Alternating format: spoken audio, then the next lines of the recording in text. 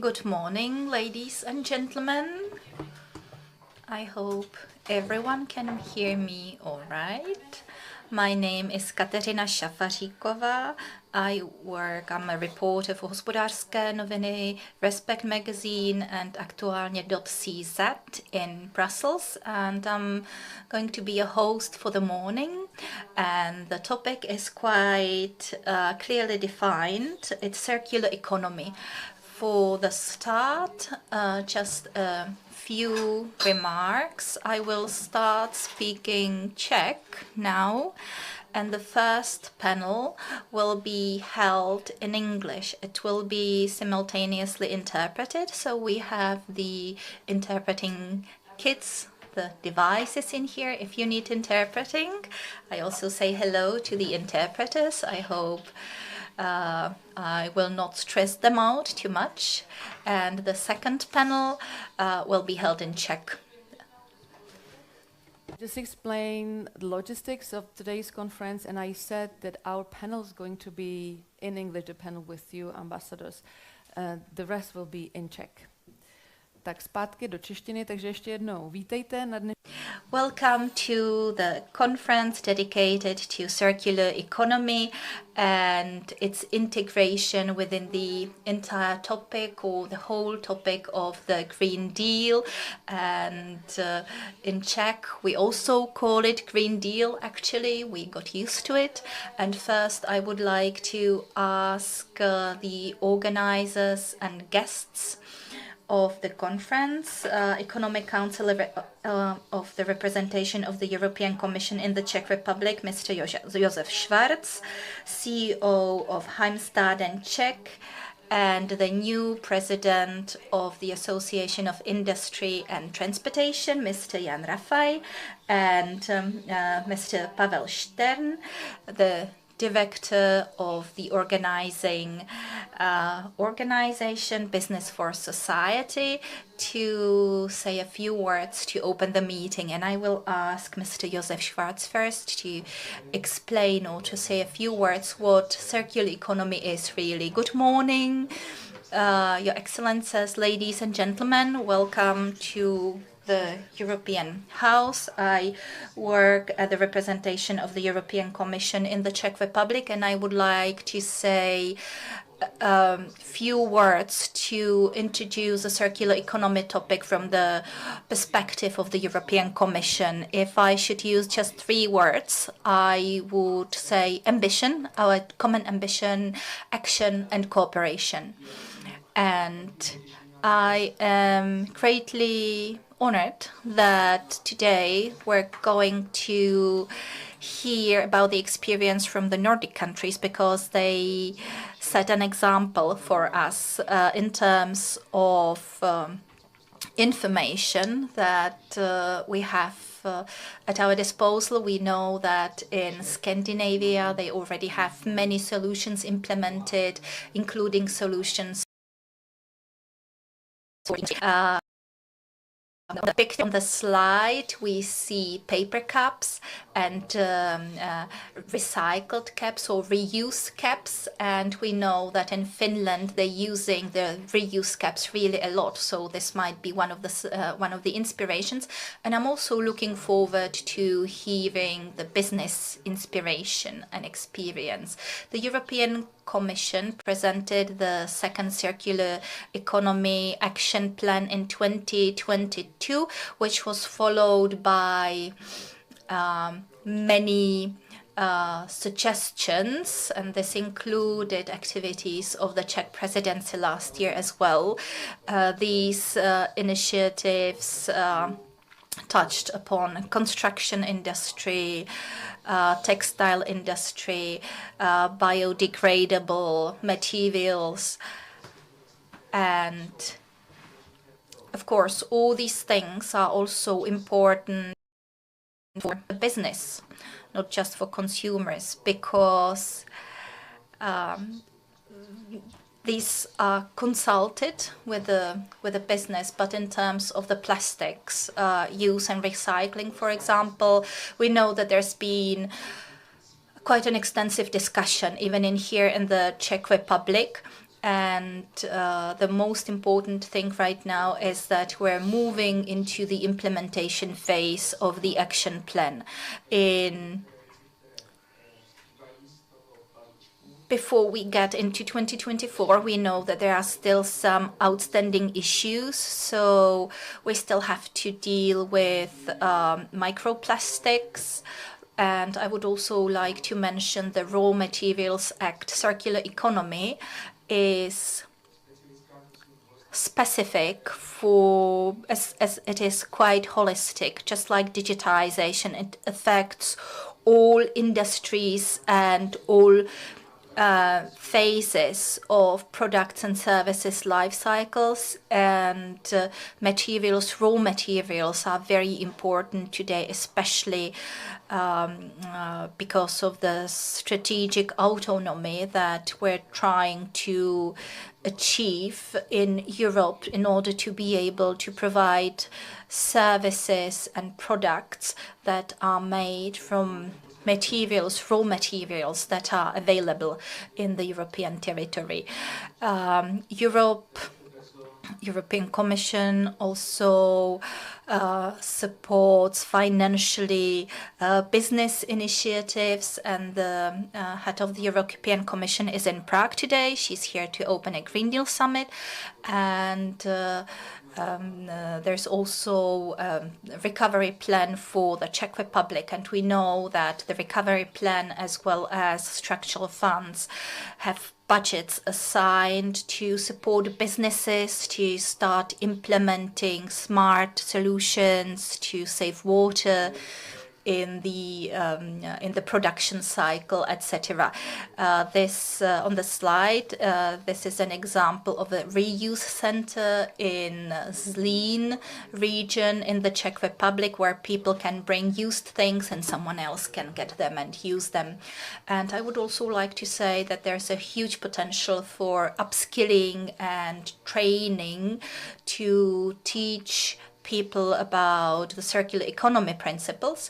And finally, I would like to mention the cooperation with the Nordic or Scandinavian countries, because they set an example of cooperation between public sector, civic society, and the industry. So there are many hubs being established now to support best practice and share the best possible ways. And we know that there's a lot of work ahead of us, especially in the business segment. We have the guidelines, but now we have to adjust to the trends, to find out what the motivation of a consumer is, and to look for innovative and smart solutions that can be used and implemented. So this is it for the start from me. I'm looking forward to the discussions today, and I would also like to thank all of you for all your efforts and activities in the field of circular economy.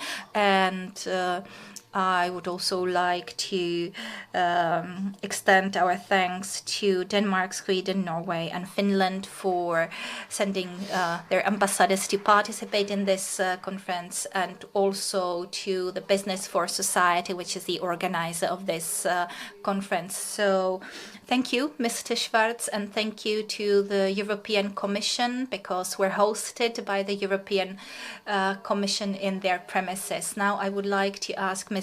Jan Rafaj of Heimstaden, Czech, and also the new president of the Association of Industry and Transportation in the Czech Republic. And Heimstaden, Czech is also a partner of this round table. So thank you. Good morning, ladies and gentlemen, dear guests. I am honored to be here with you this morning, and I must say that my life is actually trapped within the circular economy, because last night I had a dinner with producers of non-alcoholic beverages. We were talking about bottles and deposits on plastic bottles. This morning I'm here with you. I think this is a very important topic, and if you recall the discussion before the election of the new president of the Association of Industry and Trade, this was also one of the key topics. There was a lot of tension between candidates for the role, and I'm really happy that the association really supported the initiative of the European Commission as well by inclining to supporting circular economy. Heimstaden is a company based in the north of Moravia. I will talk about it a little bit more later, but right now we have a new development project, residential project in Prague, Holešovice, and it's actually a really good example of circular economy because this project was built on a brownfield, and it was turned actually into a really nice residential area. We also have a residential building that we developed in Pilsen following these principles, and our group is based in Sweden and Norway actually, and actually their experience contributes a lot to our green thinking as well. One of the examples is that we started insulating our buildings better. We started to be more accommodating to customers, and of course our thinking had been green even before that. We educated our residents about proper waste management, waste sorting, etc.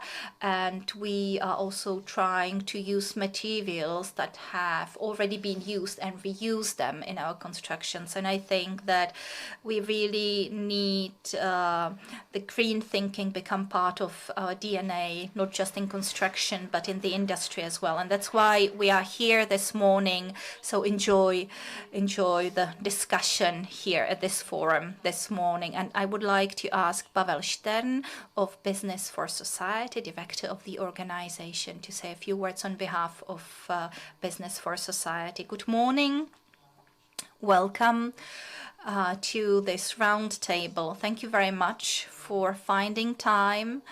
And first, I would like to extend my thanks to Heimstaden for supporting this event as a partner. I would extend my thanks to the Embassy of the Kingdom of Denmark, Kingdom of Sweden, Kingdom of Norway, and the Embassy of the Republic of Finland for organizing this. And I would also like to thank the ambassadors for Finland. We have Mr. Mika Autanella because the ambassador had to excuse himself this morning, and we are really looking forward to the discussion in your part of the panel.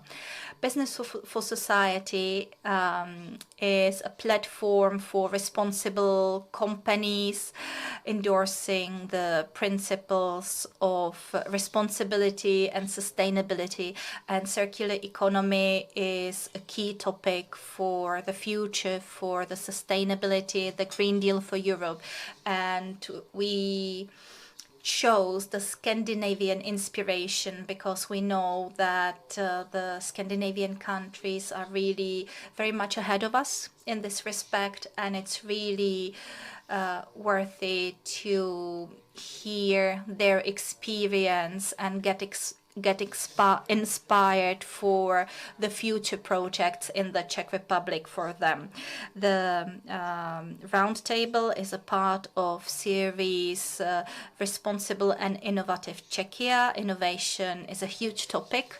Really, it will also be one of the key topics for the top Responsible Company Awards, and so this is a topic that we will continue discussing, and I'm sure that we will hear about many innovations and innovative projects in here as well today. So enjoy this round table. I hope it will be really inspiring we will not only be paying attention to the topic of circular economy, but that we will also be meeting at the events that we plan to organize. And I also welcome all the viewers online. Enjoy this round table. Thank you for the introduction. And before we start the panel or the block that will be in English, the online audience, the online viewers can also send their questions online. So please do not hesitate to let us know if you have any questions. If you're here in the room with us, you can use Slido. Councillor, welcome you again in the premises of European Commission in Prague. I would like to ask you to take the floor, take your seats behind the table so that we can start our discussion.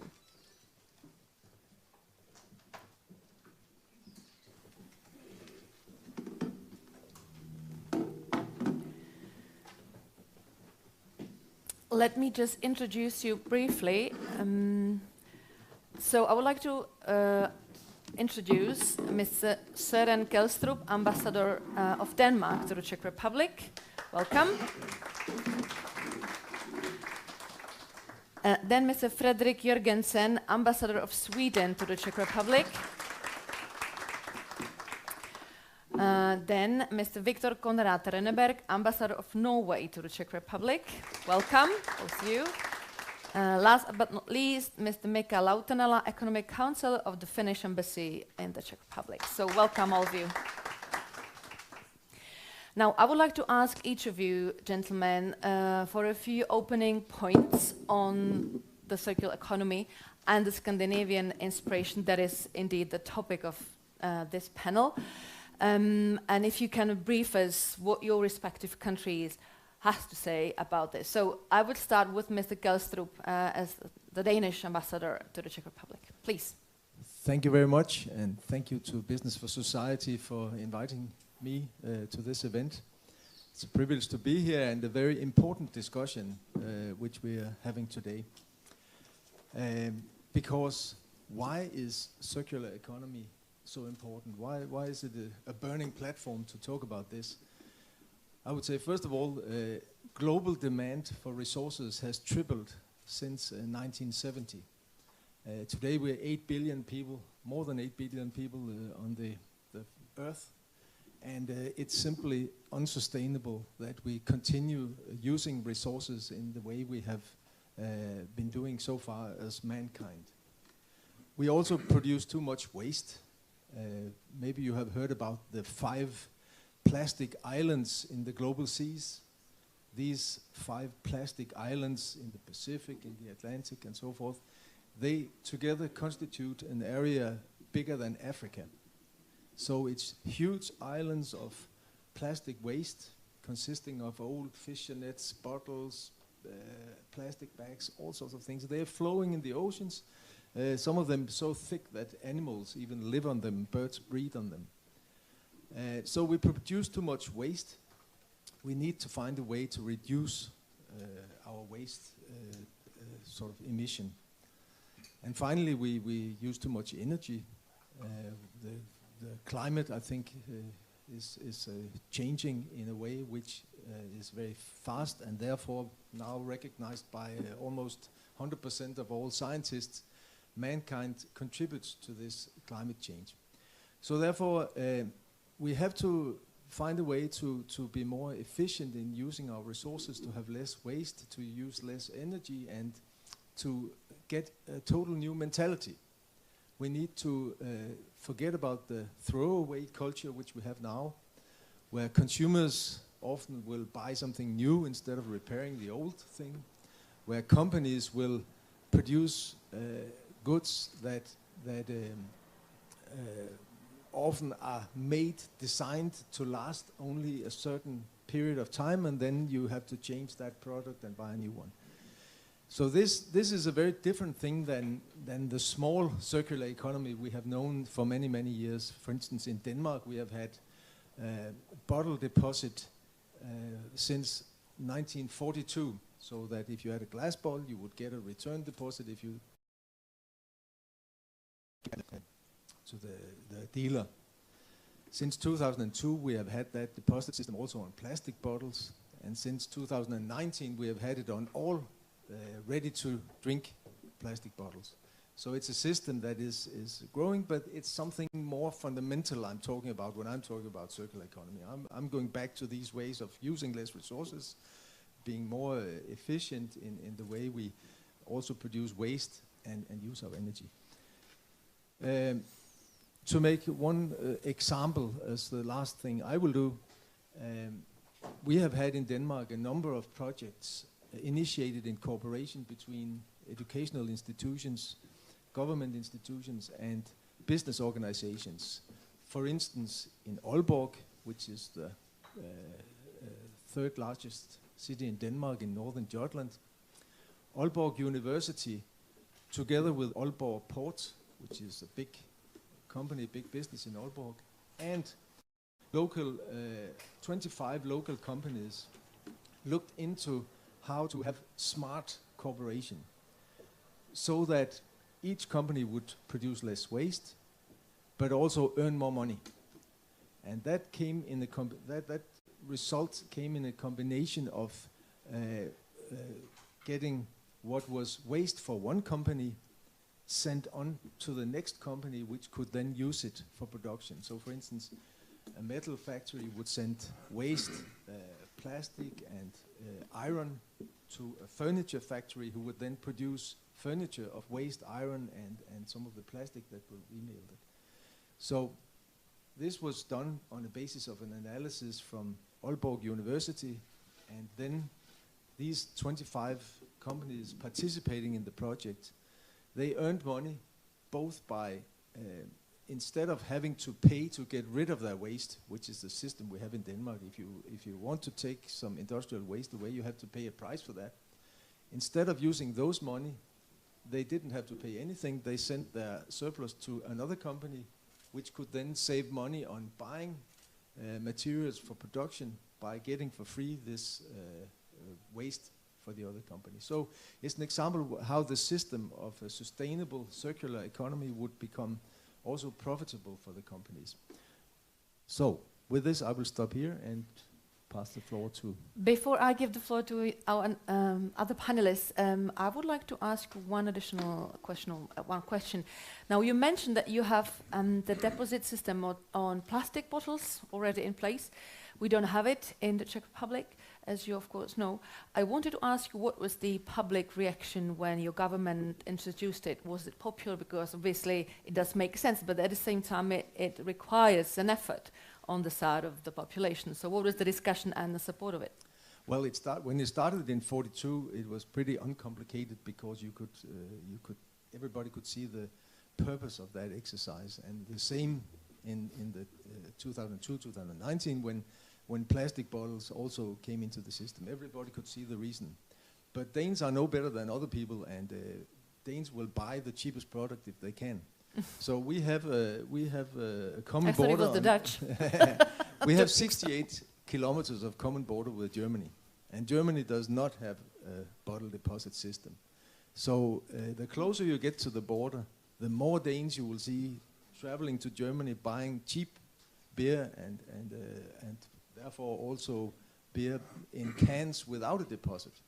So we have quite a bit of deposit bottles, but we also have all these German cans without deposit, which is basically waste and therefore not circular economy.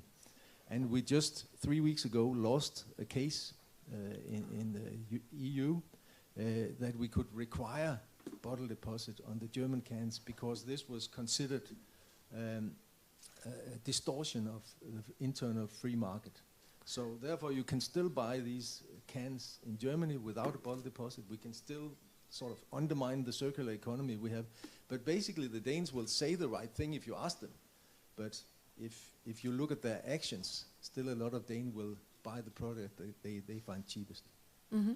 What was the argument of the Commission that you lost the case against Germany? It is simply that it's a distortion. If the German producers of beers were subdued to Danish rules for bottle deposits, because in the internal market there has to be fair competition and common rules, and we were not allowed to extend our system to the German market. Thank you very much. Now I would like to ask Mr. Jorgensen, Ambassador of Sweden to the Czech Republic, to say us what he has to say. Yes, thank you. First of all, thank you very much, Pavel, for inviting us here, and thanks to the Commission, Josef, for hosting us. It's a great honor for us all to be here.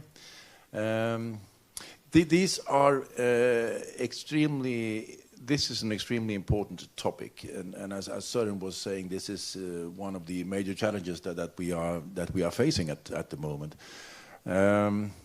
A lot is being done. A lot is being done on various levels, and Josef illustrated this very well on his first intervention.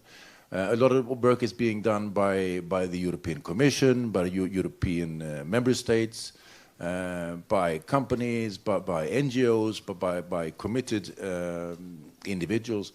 And this is the way that we have to work with these questions, because it's very complex. We all have a role in moving forward on this. And it's really crucial that we get our act together in creating a more circular economy. I would like to make the comparison actually with these discussions and the debate about climate change. We all know that is a major challenge for us. The Earth, the planet that we live upon, is getting warmer and warmer, and we see more of floodings, more of natural disasters coming from the fact that we are using this planet too extensively. But it's still being discussed in some circles whether what is weather, what is climate, what is induced by man, what is actual natural causes. This can be discussed, and this should be debated in a political context. But when it comes to circular economy and our actual use of this planet's resources, there is no way back. There's no way that we are not really responsible for this. It's not up to our generation to correct this. We need to do this now. If you look at the circularity gap report, that's a comparison that's being made between various countries. You can see that, for instance, Swedes, each and every Swede is using 25 tons of material every year. 25 tons just for consumption. It's foodstuff, it's driving the car, buying the car, heating your house, whatever. But 25 tons of material is being used for each and every Swedish person. We are quite high up on that ranking. We are using a lot of resources. We can also see in this comparison that only, I think it's 3.4% of what we are using is being recycled. So there's a great scope for change in this. If we were to circulate our resources better in Sweden, I'm just looking at us now as an example, we could actually improve our use or reduce our use of resources with some 43%. And that would be a major achievement. But it takes a lot of effort for all of us to actually do this. And we need to do this, everybody together. It's not a matter for government. It's not a matter for the European Commission. It's something that we all need to focus on. And on this topic, there's no escaping. We only have one planet. And now that I can make another parallel to another interesting discussion. We are now moving away from the use of oil and gas. Instead of driving cars on petrol or diesel, those that can afford it, are moving into electrical cars. The Skoda Enyaq is a fantastic car. But that is also depending on depletable resources. There is a certain amount of lithium and rare earth minerals waiting there in the ground. So there's no way we can continue living like we are, even if we take the step towards electricity. We need to find those resources somewhere. And we need to find the mechanisms to actually reuse old batteries. And especially this is extremely difficult Because in a battery, you have mixed all those minerals or metals into this efficient power creating machine into this battery. But to separate them again is extremely complicated. So we are facing a lot of challenges here. One last thing maybe, and I think that sets the Nordic countries apart a bit maybe from the rest of Europe. That is the fact that driving the change in our countries is, of course, the individual voter, government certainly, NGOs, yes, but it's quite obvious that enterprise, the companies, are pushing the political developments in our countries. Before I came here, I was ambassador to Denmark for 5 years, and the Danes are extremely good at this. They are quick on their feet. They are very quick in realizing where there is a business opportunity. So to some extent, the Danes are, as we are, trying to save the world, but making money at the same time. and that's the important message. I think the formula in Denmark was doing well while doing good. So, and this is important for private enterprise. Those leading this development, they will actually be able to make money because they are leading this movement of change. And at the end of the day, consumers are looking for this. Consumers want to do the right thing. So we need to make it easier for them to make that green, that environmental choice. And this is something I think that Scandinavian and Nordic companies are quite good at, to see those market opportunities. And I like that Danish formula, doing well while doing good. That's a good combination. It's a win-win, really. But this, certainly, the bar is high up there, and if we are to succeed in making this change, we will have to focus very hard on these topics. So thank you again for having us. Thanks. Thank you very much, Mr. Jorgensen. Again, before I give the floor to our next panelist, now you said in your opening remarks that it's the companies. Do you know why, or can you tell us why? Why is that? Is it a special schools? Is it in in the hats or in the vocabulary of politicians or academia people talking about it, and then a company is sort of using it when looking for new opportunities? So why is that basically? I think also here, Søren was alluding to this when you said, you didn't really say that Danes are only good people wanting to do good things. Of course they are. No, of course they want to do good things. But the reason for companies in our countries to be pushing this development is that they think that they can contribute because our countries are technically advanced. In looking for these solutions, you need to have technical skill. You need to have this driving force within the company. For many of our companies in the Nordic countries, this is seen as a competitive advantage. If we can be on the first wagon in this train, we can make money out of it. And we think that we can be there because our companies and our industrial structure is quite advanced. And the same actually applies to this country, to the Czech Republic. The Swedish embassy, quite often we are comparing notes with Czech industry. If you look at our respective countries, you will see that we have the exactly the same size, not geographically, but we are 10.5 million people, roughly. And we have the same type of entrepreneurial skill. We have the Volvos, you have the Skodas, and what have you. So our industrial structure is quite similar. And there's a lot of entrepreneurial skill in this country as well. So I would love for the Czech Republic to also see this as an opportunity to a larger extent. That would be great. And sometimes I've had the impression, maybe not so much now, but when I came here 3 years ago, I thought that the Czech society as a whole and Czech enterprise were doing fantastic things, but sometimes reacting a bit passively, maybe, waiting for things to change, maybe not being the first ones on that wagon.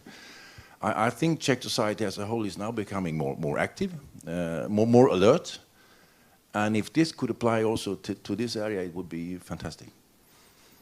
Thank you very much for your uplifting words on the entrepreneurial spirit of the Czech population. It's really nice to hear it now, you know, in the depressive times. Now, I would like to give the floor to Mr. Rønneberg, Ambassador of Norway to the Czech Republic. Ambassador, the floor is yours, please. Yes, hello. Again, thank you very much for being here. It's a great pleasure for me, coming from a non-EU country. Yes, I should have underlined this.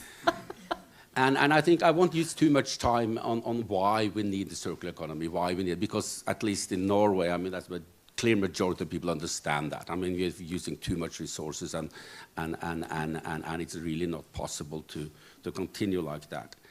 So Norway is trying to and want to be in the forefront of this transition. And of course we do that because of the environment, but we also try to do that in a way that we can earn money on it.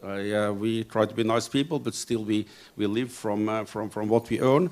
And we are seeing that reuse, repairing, recycling can be good for business. It creates business opportunities.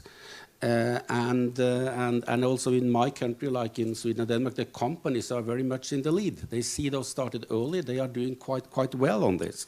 It's a comparative advantage. But let me just mention a few examples. I think we all talked about this bottle return system. I think it was Norway and Denmark was earliest on this.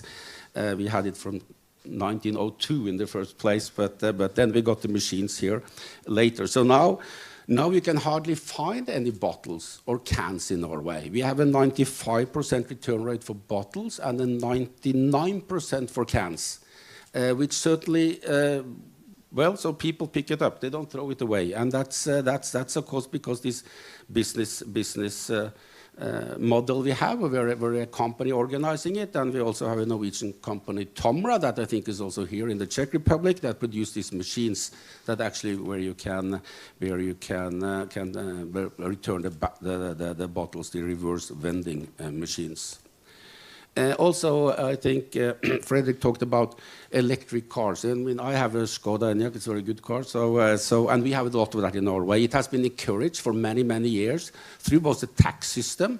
There are no taxes of electric cars in Norway. You can drive in the bus lines, and we have more than 7,000 charging stations in Norway.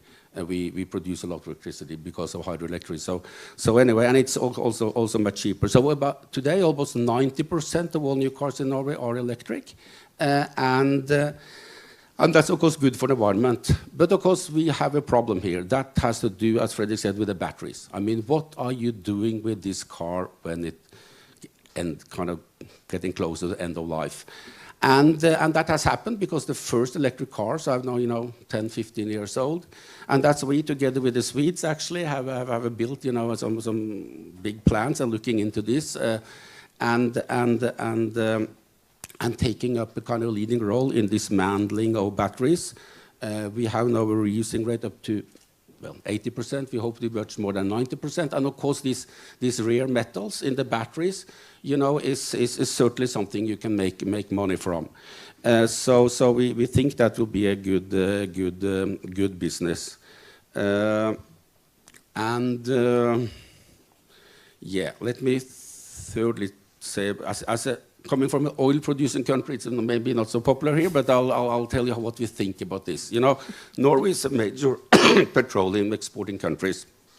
I think we provide Europe with about 25-28% of the gas, and also in the Czech Republic, about half of your gas, I think, comes from the Norwegian shelf, although it comes through Holland and other pipes.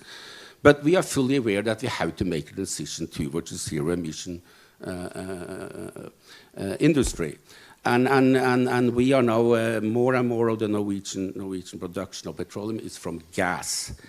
And here we think actually that one of the part of the solution is, of course, this carbon capture and storage that we are doing quite a bit of research on, and it's also functioning quite well. we believe that without this CCS, you will have no chance of reaching the 2-degree targets. And we also know that for many industries, like our production of cement, there is really no way to eliminate all the CO2 emissions, at least not today. So we believe that the CCS technology is both technically feasible and safe. We are not trying to make it economically feasible and have made a full industrial plate cement factory for that purpose. And we are also working then with other European companies where we take the gas from the Norwegian shelf, kind of pipe it on land, turn it into hydrogen, put the CO2 down in the same place where the gas was, and then transport that hydrogen to Europe.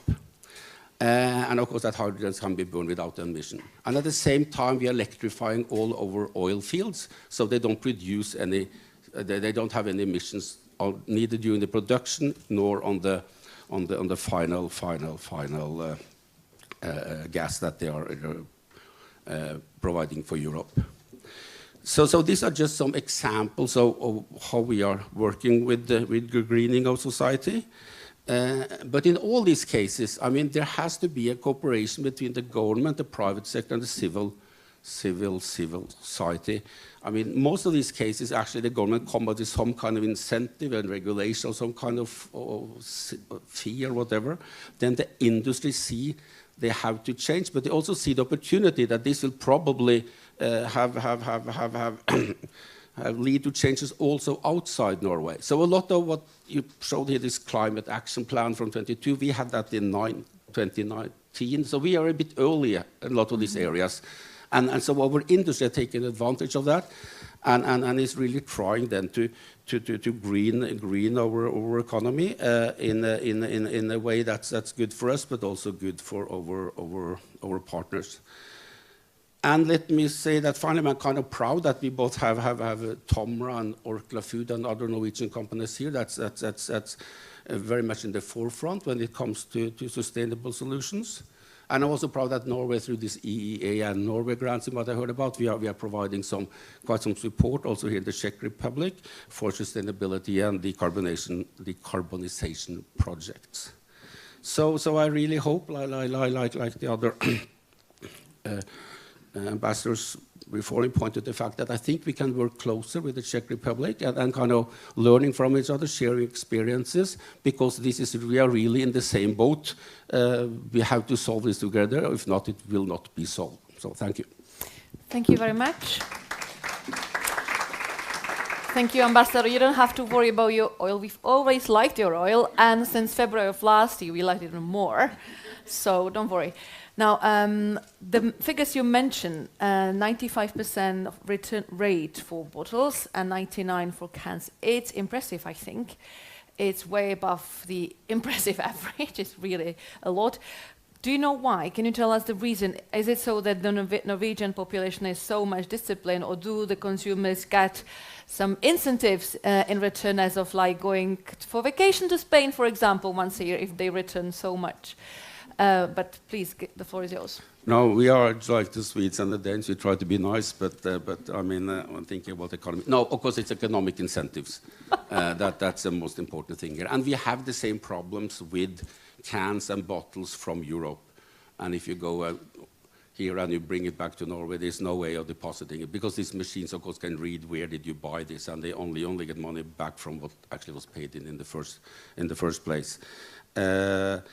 So no, it is really the incentives that's leading here. But we also have quite a lot of these reverse vending machines all over, so it's easy to get rid of it. I mean, you don't really have to go to a special store. You find those reverse vending machines almost everywhere. So it's really an easy way to get the money back. And we even have that, you can have a lottery also, So instead of getting the money, you can say, do you want to give this to the Red Cross? And then, of course, you can win something. So people actually, they're kind of trying, it's not no gambling in Norway, but this kind of gambling is legal, so you can't really win a whole lot, but then you need to buy a lot of bottles before you actually do it. So is Red Cross of Norway a richer society? A richer society. Well, if they give a lot of money in return. Well.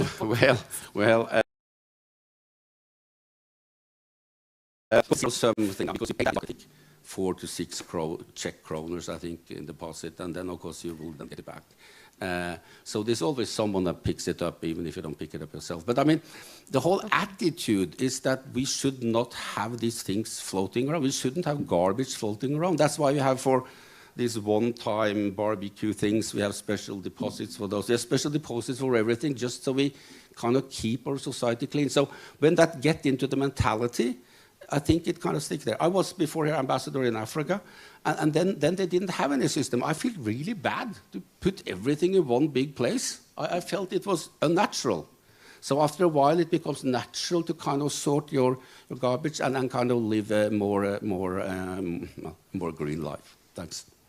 Okay, thank you very much. And now, last but not least, Mr. Mika Lautenala, Economic Council of the Finnish Embassy in the Czech Republic. Please, Mr. Lautenala. Thank you. It's a great pleasure to be here. Happy to share some of my. First was apologies for Ambassador Pasi Tuominen. He is also ambassador to Slovakia, and he had to take some responsibilities there, and therefore he wasn't able to participate today. I think sustainability is a topic that has been on agenda for like 30 years. I think it was Gro Harlem Brundtland who kind of developed the concept, and since then we have been done. Lots of things have been done to reduce the use of energy. But now we are coming into a situation that it's not enough anymore. We need to reduce the use of materials as well. So kind of a resource efficiency and stuff like that. But still, I think the circular economy is a simple thing. Like in energy, when you are saving energy, you are saving money as well. And if you are saving the materials, you are saving money as well. So there should be a driver for the change. So there should be kind of incentives to save materials, use less material. If you kind of you need to have this system that is supporting this kind of a different approach. I was also thinking about the bottle return as an example.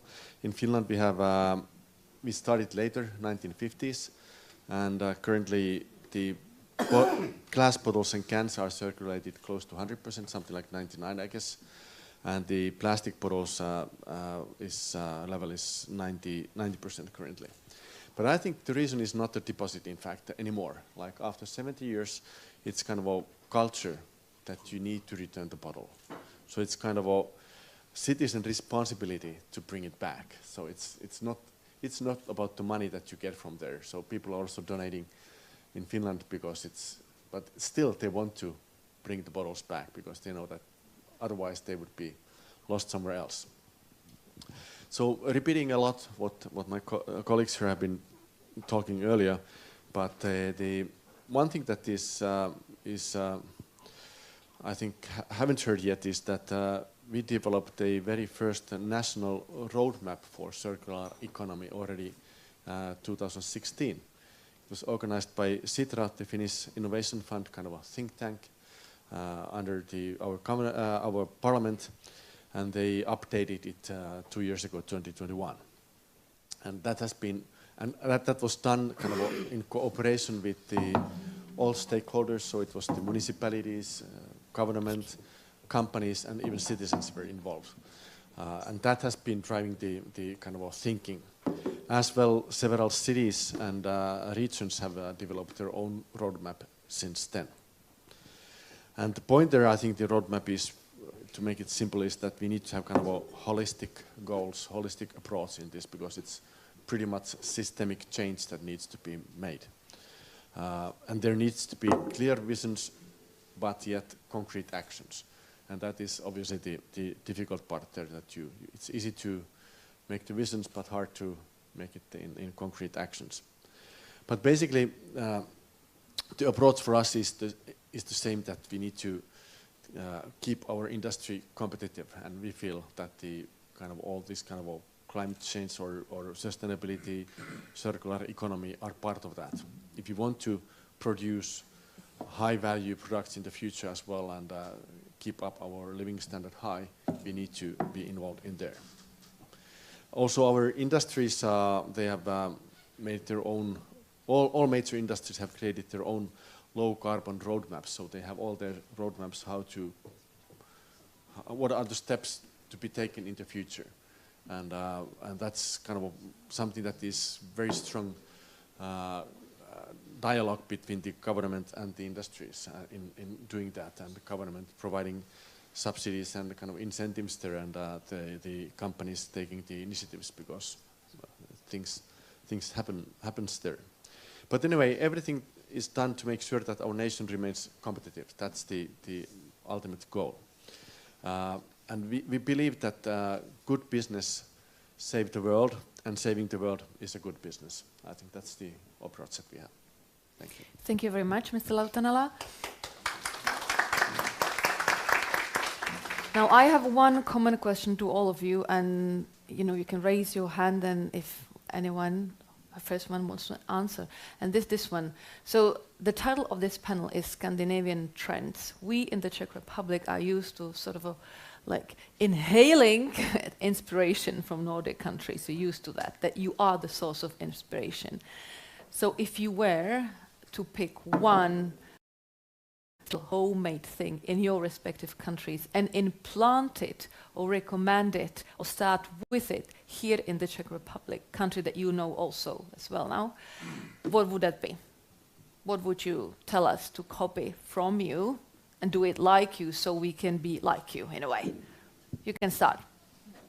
Who is one?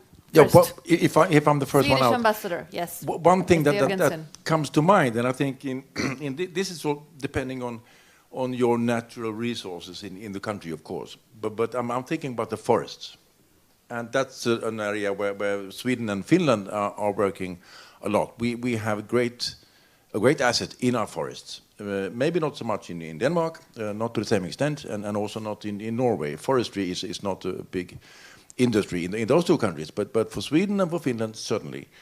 And what we are doing now, and I think the Finns are maybe world leaders in that, and that is building also high-rise buildings in wood, moving away from materials like concrete, steel, where possible.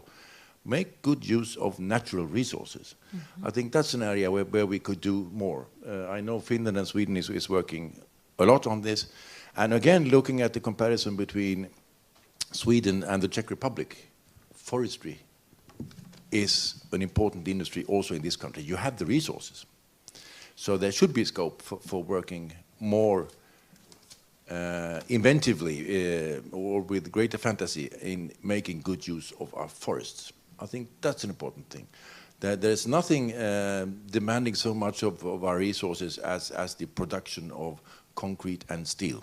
So can we get away from that? It would be a nice, good step. And I know especially our Finnish friends are excellent in this. And you have had some exhibitions here in the Czech Republic showing to the Finnish example. And I think that's excellent. Yes, please. So I continue and definitely agree with that.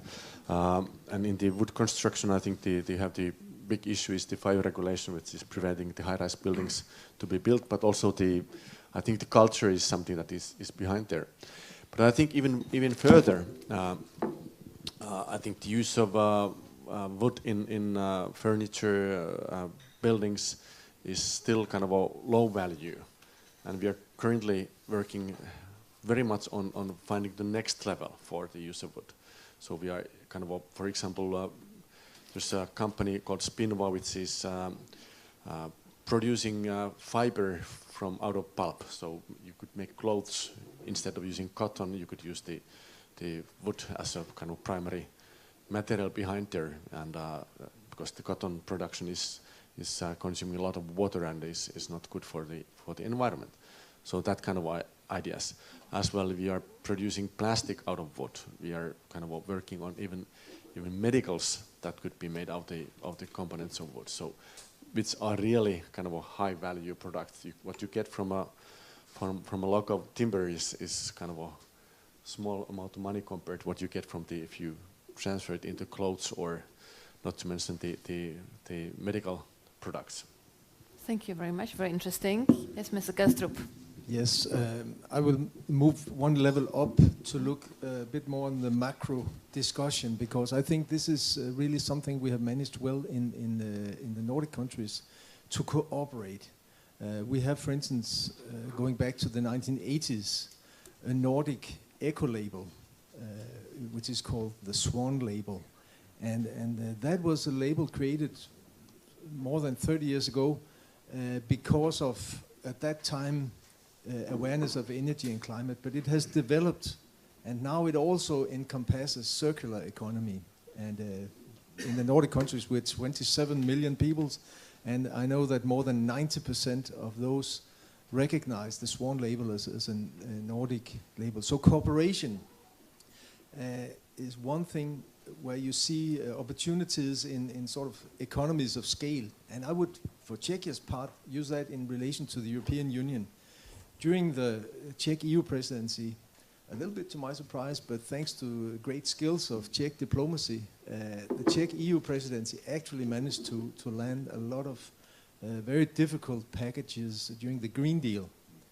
And I think in this country, there is a need to see the potential in cooperation and the need to move in the green area. Fredrik, first movers will also be the winners in the future if you look at these circular economy goals, because we simply have to do something, as we talked about in the beginning. We have to change the production structure we have. And a couple of weeks ago, von der Leyen said in her speech, State of the Union speech, she said, now we will start a survey into Chinese electric cars. And that is because the Chinese have seen the winners of the future are those who will gain the green markets, and electric cars is certainly something that is coming. So right now you can buy these BYD cars very cheaply in Denmark and other places, but we wouldn't want the same to happen with electric cars as happened to solar panels, where they are now almost all of them made in China. So my point is, we have to see the necessity also of economic survival, of seeing ourselves as winners of the future, if we are able to cooperate for the part of Czechia, I would say, at the European Union level, to set conditions which will be a little bit costly in the beginning, but which in the long run will be what we need to come out as the winners in the European Union. Now, when you mentioned the cooperation, which is perfectly understandable in sort of general terms, but what do you mean more specifically? Do you like probably cooperation on the side of the Czech, be it diplomats or politicians, to cooperate with your countries or just other European countries to push for, be it reform, push it for circular economy? Where do you really like it more specifically? Well, I like it in the place where you can see you need regulation to make the markets adapt. I saw Velux is here. Velux is an example of a company that made 100% circular economy product. The problem was that it was 25% more expensive than other comparable products. And even if Velux has a motto, something like, we don't have to be only the best in the world, we have also to be the best for the world, still they don't want to do that much good that they will lose the market share because they have too expensive products. So when I talk about cooperation, I mean sometimes you have to see also the opportunities in new regulation and not only the limitation, because the opportunities that, for instance, European regulation which would make it a little bit more attractive for companies to produce circular products and a little bit more attractive for consumers to buy those products. That would be an example of a regulation where we would move together in the European Union, and we have to have this level playing field in Europe because we're an internal market. And therefore, if one country goes a little bit too far, so to say, in distorting the market conditions for instance, Danish companies, then other companies in other parts of Europe will gain from that. So we need to cooperate in Europe on the internal market to find a common standard so that our companies have a common level playing field in Europe, and we have to do it together. We can only do it in cooperation. Thank you very much. Thank you. Now, Mr. Rønneberg, you mentioned in your opening remarks that you're happy to cooperate indeed with the Czech Republic. So what is it that you would recommend you would do with the Czech counterparts? Well, thank you.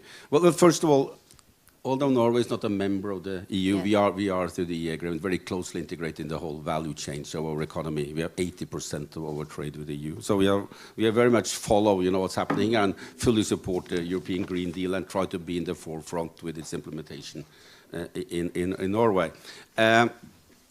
But just come back to the first question. What can be done there? Of course, there are structural, bureaucratic, technological, economical, all kind of barriers, to this change. But I think here that the government has to make incentives, negative incentives like fees or positive incentives, and it has to work with the industry. I think that is very important, and maybe that can be done better here. I'm really not into say too much about that. But I think it's also important to try to help people thinking long term. I mean, like Rafael said about the insulation, like in Norway, all there are 2 windows or 3 windows. In my house, I have 1 window. And also, I mean, so that means you save that in fairly quickly with the.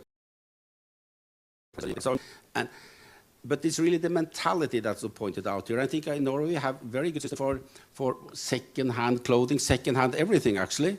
And my daughter, that certainly can afford, she buys her stroller and clothes for the kids and everything second-hand. I mean, that kind of creates that kind of thing that, it's not really dirty, it has hardly been used. Sometimes it's brand new, actually. So I mean, you try to get that culture, and then it's good to start with the younger people, I think, because they haven't really been so kind of used to this kind of waste economy that most of us has lived with through most of our lives.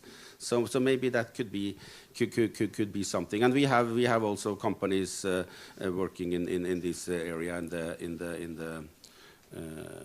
with all kind of sale and buying of all kinds of stuff. That it's all digital, of course, now. But that maybe could be in one area also. And we're also working a bit on the agriculture. Also, we don't have so many trees left. We cut them down and send them to Europe. So in southern Norway, it's not so much, but up north we still have a few. But we are also then kind of seeing how can we use wood more effectively. And I think we have a 15 storehouse now made wholly out of wood. So I mean, it is possible. The airport in Oslo is lots of wood. So I mean. And it doesn't have to be more expensive either. But the technology has actually to be developed a bit. And so taking care of the forest is essential, both for the CO2, reason, but also because it is a more and more valuable resource, I think. Okay, thank you very much. Now we have about 10 minutes to go. So if there are any questions there are questions. So yes, now it's your time. Sit there.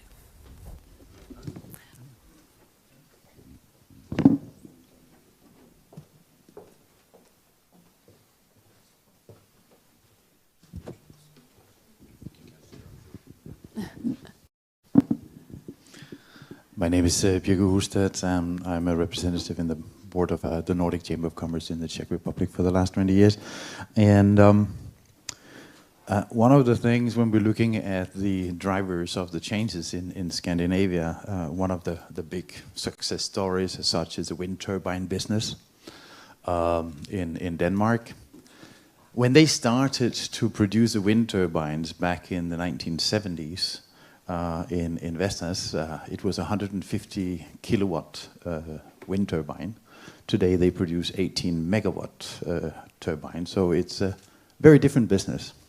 At that time, as far as I remember, there was not much calculations of CO2 emissions and things like this, which was probably good, because if you had done the calculation at that time on how a wind turbine was environmental friendly in its lifetime, you would most likely come out with a deficit, that it would not really produce more energy than it would consume as a part of its production. This has changed over time as it has become much more efficient, And that time, I think it's exactly the same we're seeing with the electric vehicles as such. There is a certain phase you need to go through where there is actually a bigger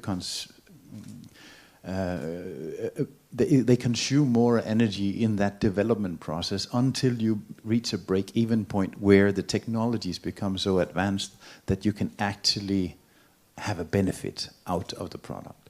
That is a little bit what I see in the Czech Republic, a bit of the lack of looking forward in that sense. So, I mean, basically looking at, well, what is the calculation right now? Right now, an electric vehicle is not really environmental friendly in its life cycle. But we need to go through that life cycle or these development cycles in order to reach that level where it becomes efficient.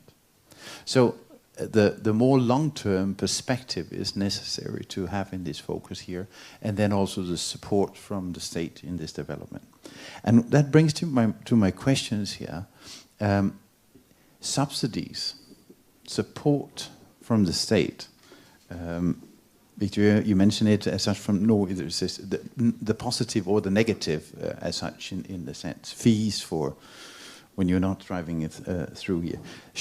To what extent should that be used? Today I see in the Czech Republic here primarily the subsidies at the moment are given to consumers that they can buy solar panels and so on from China. Yeah. What about if the subsidies, what is your thought on, what if the subsidies were not given to the consumer, the end user that actually buys the stuff, but if all these money were given actually to the development of some local products that could compete and could be technologically on a higher level than what we are importing, and in that sense supporting it long term. Maybe it would take a longer time to drive things onto the market, but on the other hand, the products that would come onto the market would be more efficient and would have a better level. Yeah. So what are your view on the subsidies in this, and where do you best bring it in, and how long time should you support on the subsidies? Because I don't think wind turbines are subsidized any longer in the Scandinavian countries. Thank you for this long-term perspective angle, very important. Mr. Jorgensen was raising his hand. I think that's a great question. Thank you so much. And the blunt answer would maybe be, yes, we need to work with subsidies. We need to help our companies to move along. But the question is, as you were so rightly stating, how do we do this? And where in this chain of supply do we do this? During the Swedish presidency of the European Union, we worked a lot with putting the matter of the EU's competitiveness higher up on the agenda. We need to be able to, European enterprise needs to be able to compete with the Americans, the Chinese, the Japanese, these days also the Indians. So we need to move forward by helping our industry along. But we should not be doing this, and that's our conviction. We should not be doing this in the way that the Americans have done, for instance, with the IRA, but the ERA, Inflation Reduction Act. That is based very much on export subsidies, lowering the prices on the market for American business. The French have been thinking along the same lines, wanting to counter the ERA or the IRA with the European subsidies. We think the money should be put, as I think you were implying, should be put somewhere else. We should be working with our companies, we should be supporting them, but earlier on in this chain of supply, we should be supporting them in research and in their work with moving along on the progressive agenda. In Sweden, we quite often talk about something that we call the triple helix. And that's a way of describing a close cooperation between government and state structures, private companies, and the universities, so that we get clusters of science actually working on these types of issues. And we believe that that's a more efficient use of the money, actually. Subsidizing exports, that's one thing, but that's just short-term relief. You have to rely on your companies. They will be competitive if they can bring along good products. And that to do that, you need to focus a bit earlier on the research and actually on their capability to find new products in cooperation with others, as Søren was saying. Mr. Kelstrup was raising his hand as well. Just very briefly, I agree very much with what Fredrik said. I think subsidies is something that Nordic countries, Czechia, we don't really like subsidies very much because we're small countries and we cannot compete with the really big ones if that's the way forward. So I would prefer incentives. For instance, in Denmark we have the incentive of installing a heat pump, an air-to-water heat pump in your home by having almost zero tariff for the consumer on that. So normally all consumers would pay a tariff for getting the electricity to the house and using electricity, and if you have a heat pump, you will only pay a small base fee, but the rest will be pretty close to zero tariff. So therefore it's a big incentive to install a heat pump, to do something sustainable, and thus you can change behavior. But subsidies as such, I think, is something we should be very careful about. And also there are strict WTO rules on this. You have to be, if you use a subsidy, you have also to give the same subsidy to other companies. You cannot be company specific in your subsidizing. You have to offer the same subsidy to all companies that would want to install themselves on the same market. So it's a very costly thing and not good for small countries. So I would rather prefer incentive-based approach. Before I give the floor to Mr. Rafai, now I think you were raising also your hand, right, yeah. Mr. Rønneberg? Yeah, well, I'll just very much agree with what was said here. We try to use incentives as much as we can. I mentioned this on the electric cars. There's no tax. In Norway, there's more than 100% tax on cars. So my electric car costs the same here as in Norway, but if it had tax, it would be twice the price in Norway. So that's, of course, a good incentive. And certainly when they have free parking, all kinds of stuff, it's also. But okay, that will be taken away, I'm pretty sure. When we have, well, now we have about half all cars on the road are electric, but when we have that high enough, it will be certainly, the Ministry of Finance won't really accept it. So it will be more natural. But it was some kind of incentive to change the system, and then it's there. Let me also say about the taxes on the example used with the petroleum in Norway. You know, they were looking for petroleum out to the North Sea. That was very, very expensive. So when the price of oil got down, I mean, it was most countries, they stopped looking for oil. But we said, as long as there's no tax. As long as you look and don't find anything, no tax. When you find it, we tax you 80%. And that has certainly worked quite well. So we had a fairly steady use of large international companies coming and looking for oil, and they'll probably be there for a few more years, and then we'll close it down, I guess. Thanks. Just very quick, yes. There are more questions in the room. I agree with that. The best way to drive the change is create the demand. But you need to take care that you have the competencies required for that. And there you need to put money into research. And that's something that you're making a big mistake here in Czech Republic currently, that you're planning to cut, especially the cooperation between the industry and the academia. We made the same mistake in 2016, and I can tell you it was important topic. Thank you very much, because you started to answer my questions, because I have quite difficult questions for you. What do you think and you are missing in Czech government approach in the context of the Green Deal? I mean, in their narrative, in their particular steps, the same in the Czech society? That's important, but broad question. And so which gentleman would you like you to answer? Whoever feels like. Mr. Lautala, okay? I can start and continue what was told already. You can continue on the criticism of the Czech Republic. That's well, fine. I think one point is that what's kind of I will tell you a secret. That you are far better in many technologies that you believe yourselves. That's why my lesson now after 2 years. That you have some example. Cybersecurity. World-class competencies in the country. others as well, manufacturing. It's not a coincidence that the big aircraft manufacturers have huge R&D centers in Czech Republic or the automotive industry. You have the skills. But the point that was raised earlier, the cooperation, kind of a trust, kind of as a team, you try to play like individuals. But you should make a team that kind of trust each others and create the kind of you can make the whole, all the players involved and play with the same goal. And that's something that I feel is missing, that there's a huge kind of a gap between the different ministries, between ministry and the industry and so forth. And that's something that takes a lot of time to change that. But I think that is something that you should work on. Mr. Kelstrup? I would be very hesitant to criticize the Czech government on anything. Please, I'm a journalist. But you have a very difficult situation compared to us. You don't have, for instance, as many family-owned business with capital to use to spend on green transition.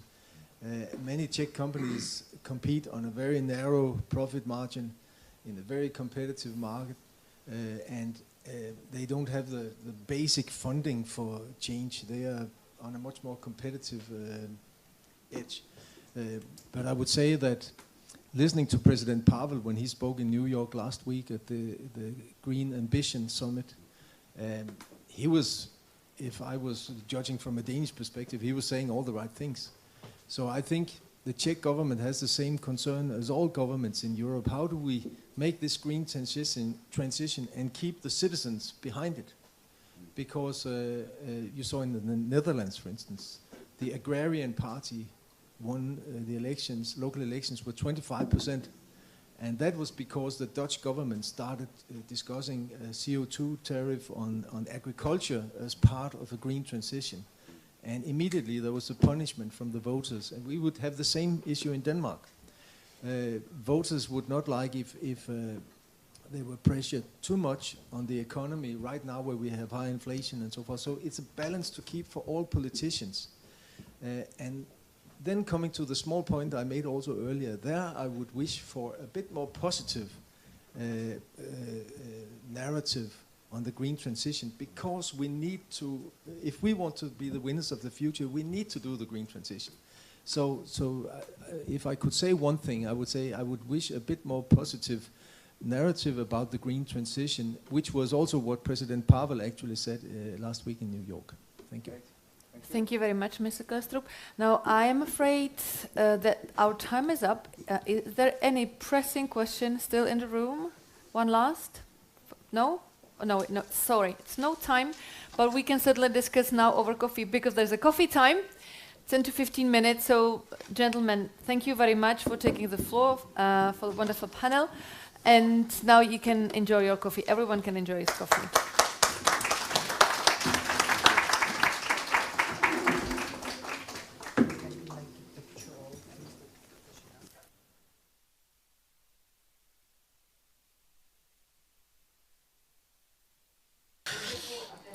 So first I will introduce our panelists to our participants here in situ and online, and then I will ask you to say something by way of opening, by way of contributing to the planner.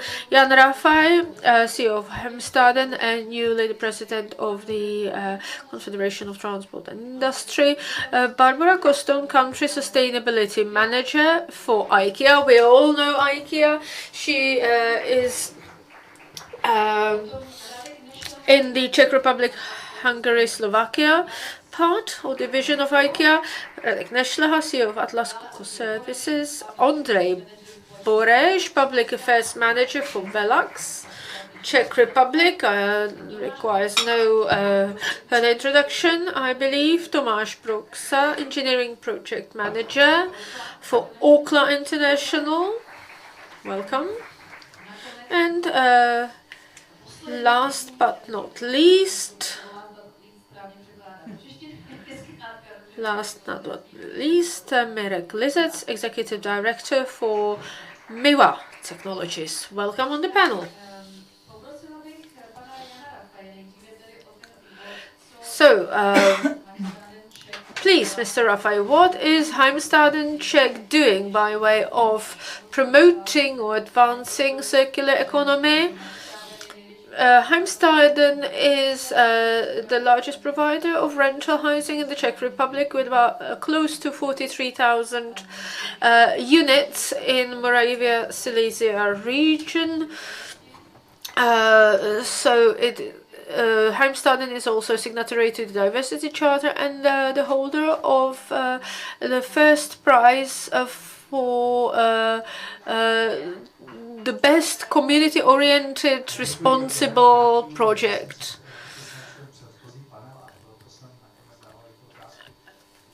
Thank you. As I was listening to the previous panel, and this is my lifelong conviction, that it's not only about one project or series of projects, it's about your mindset, whether you want to see green or not.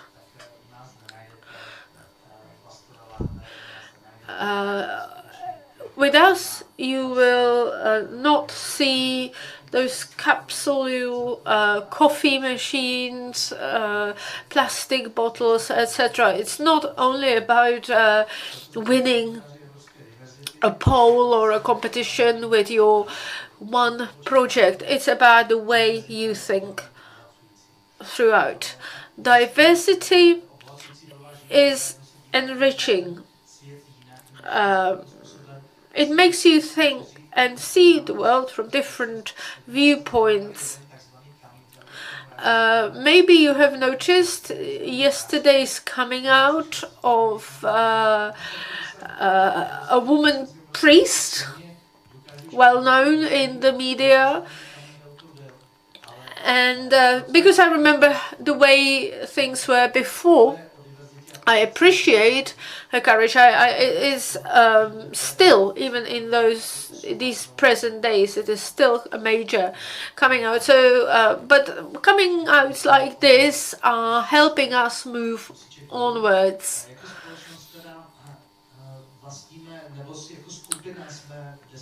Heimstaden Group operates in 10 countries of Europe. We share know-how of our Scandinavian parent company. Together we operate 160,000 housing units. In the Czech Republic it's 43,109 units and 190 clients or tenants. When I joined Heimstaden, I asked the management, why don't you thermally insulate the buildings? And they told me, because it does not make economic sense or financial sense. It is savings for the tenants, but not for the company as such. You know that housing is one of the major negative contributors to emissions, the greenhouse gas emissions. So we are currently at our ceiling of 2,200 housing units that we thermally insulate every year. We cannot find the capacity to do more, but we still cut the CO2 emissions by 1,300,000 tons, and together over 500 million is invested in the Czech Republic annually into thermal insulation of buildings. We also have about 1,200 social housing units, which we operate through NGOs in various locations. This is a project that we have together with the non-profit sector and the Ministry of Labour and Social Affairs. This is the project that won us the prize mentioned earlier.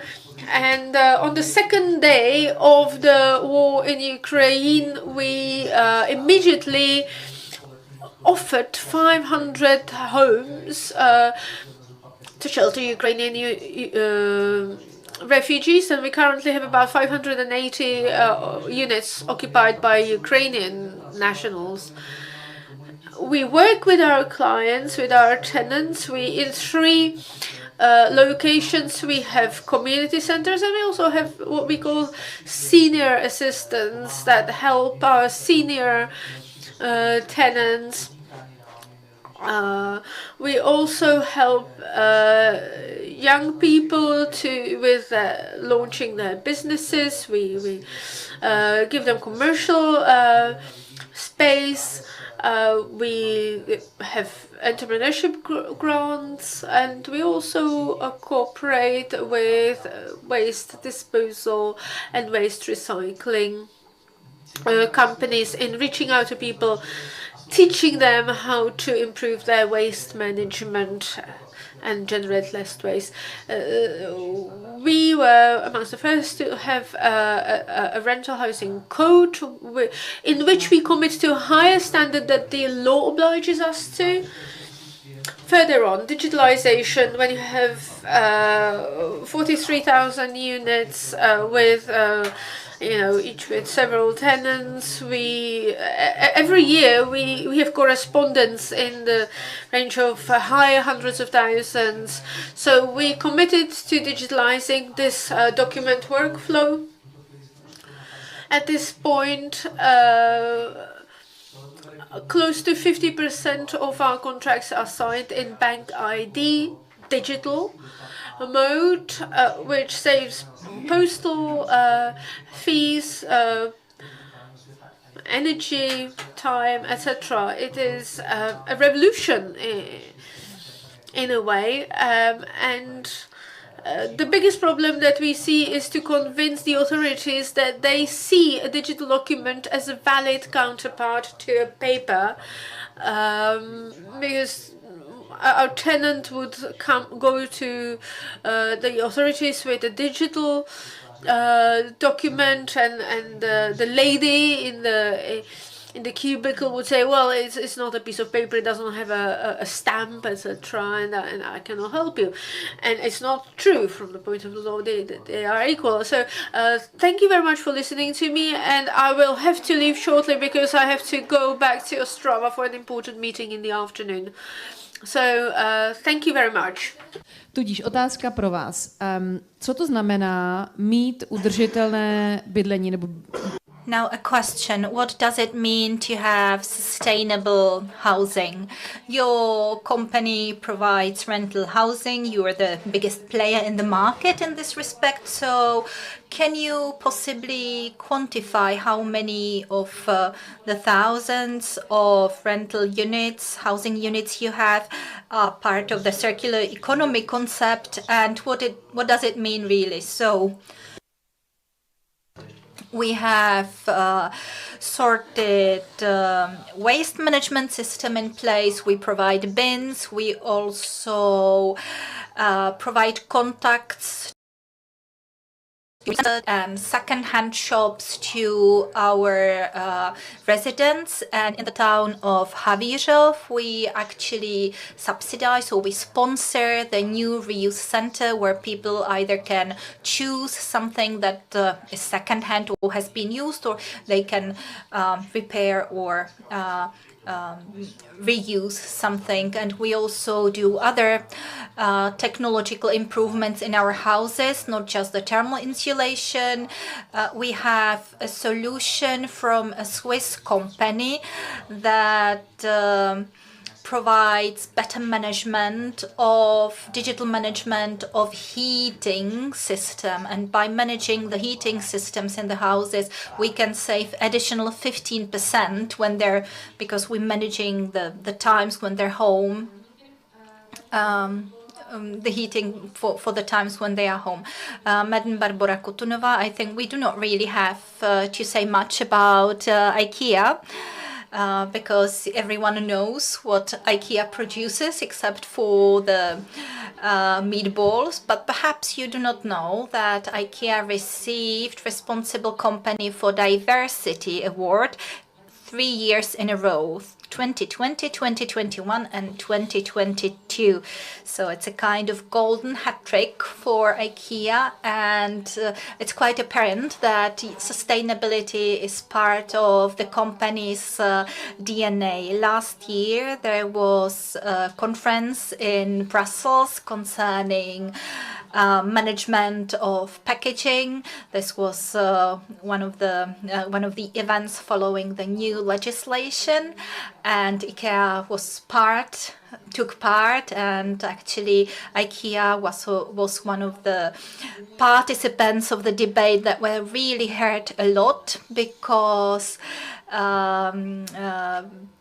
the company is at the top of the packaging chain, really, because it uses cardboard to pack their product. So I will ask Madam Kotoun, representing IKEA, Czech Republic, Slovakia, Hungary. I also have to apologize because I will have to leave just after 12, so this panel is kind of getting ready to leave. But I would like to start my presentation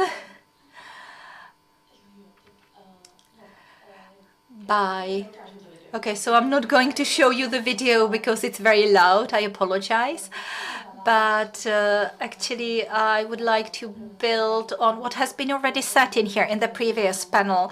Circular economy means supporting the use of the resources that we already have, not just the resources that the planet can provide, but also the resources that have already been used. And these are our products somewhere in a hall, in a yard, by a bin, in the attics, not being used. And this is something that's happening not only in Sweden, but in the Czech Republic as well. And I have some numbers for you as well. So at the beginning of the year, we commissioned a study because we were interested in knowing how much furniture customers in the Czech Republic, Slovakia and Hungary dispose, because we were inspired by our Swedish colleagues, and they said, we figured out that in Sweden, people throw away 3 million pieces of furniture. So we were interested in hearing about the situation in the Czech Republic. In the Czech Republic, it's 2,050 to 352,000 tons. It's 11 million pieces of our Strandmon armchair. So we were really, which is much more than Norway, than the results in Norway. And since IKEA's market share in the Czech Republic, Slovakia and Hungary is really huge, we figured out that we're actually contributing to high inefficiency. So we looked into this into more detail, and we see that about 1/3 of the customers are quite responsible. So at least they take it to a disposal place. About 1/3 donates the furniture they no longer want, but then some 26% is for somewhere, which is very inefficient, because this furniture may be used somewhere, reused, and then 16% of consumers sell the furniture online. But we would like to focus on the furniture that is disposed at disposal facilities or is unused and it's kept somewhere in the household, in the attics, in the cellars. And in the previous panel, it's been said that climate positivity or climate change, and of course our objectives are linked to circularity as well, because research shows that if circular economy approach is adopted by globally, then it will mean a huge change until 2050. And here we see the global trace of IKEA on the waste, and all the stores of IKEA's trays is 2.5% of the overall number. So this is how we generate emissions, basically. So although it's not us directly, we are still responsible for it because this is related to our product. And we started thinking what to do about this. And part of the best practice approach is our initiative that we came up with in 2017. It's been improved a lot since then. And it's a system that makes it possible for customers to sell their furniture back to IKEA or have it collected by IKEA, and basically donate second life to the furniture. We have a special department, Second Life of Furniture. You can find this department in all IKEA stores, and I would like to highlight this number 1.5, and perhaps some of the companies might find this inspiring as well, because 1.5 is the turnover of second-hand furniture. So this means that the turnover is really very fast, and also customers are getting more in favor, and this is really sold very quickly. And this is not all. In order to support circular economy, also in for the customers who do not get second-hand furniture, we offer assembly parts for repair of furniture at home. We offer online reservation, and we guarantee buyback for children furniture, because of course children grow very fast and their needs change very quickly. So this furniture is only needed for a limited period of time in the household. So this was briefly our approach to circularity, circular economy. Thank you for your attention.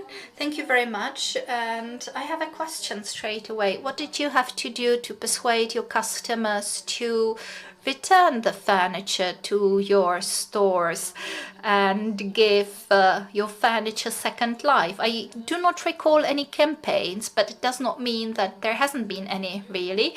I spent most of my time in Brussels anyway. So my question is, how did you manage to persuade your customers to actually adopt this approach? Because they have to bring the furniture to your store, so there's some activity needed on the customer's side. Yes, yeah, we had a campaign, and actually over the past 3 years of this service, each year was different.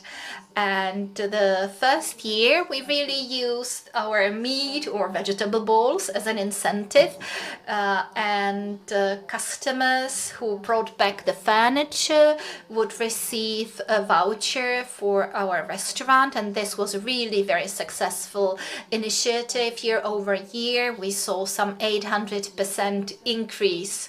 So 800% more meatballs eaten? No, more people, 800% more people who actually visited our website with the initiative, and 200% more who actually brought the furniture. Over the past year, the service was used by perhaps 6,000 customers. It's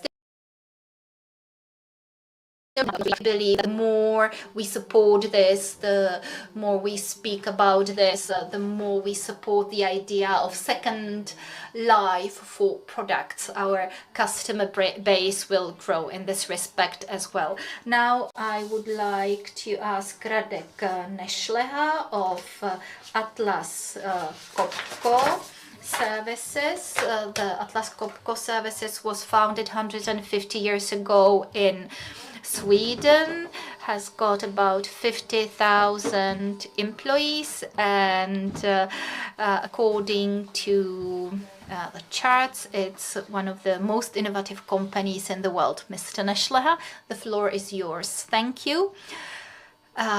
Ambassadors, all the guests, ladies and gentlemen, good morning. Thank you for the invitation. And when I was thinking about how I should approach this topic of circular economy and our company to speak about it in here, I split it in three parts. And first of all, I would like to highlight that sustainability is a long-term topic for us. Atlas Copco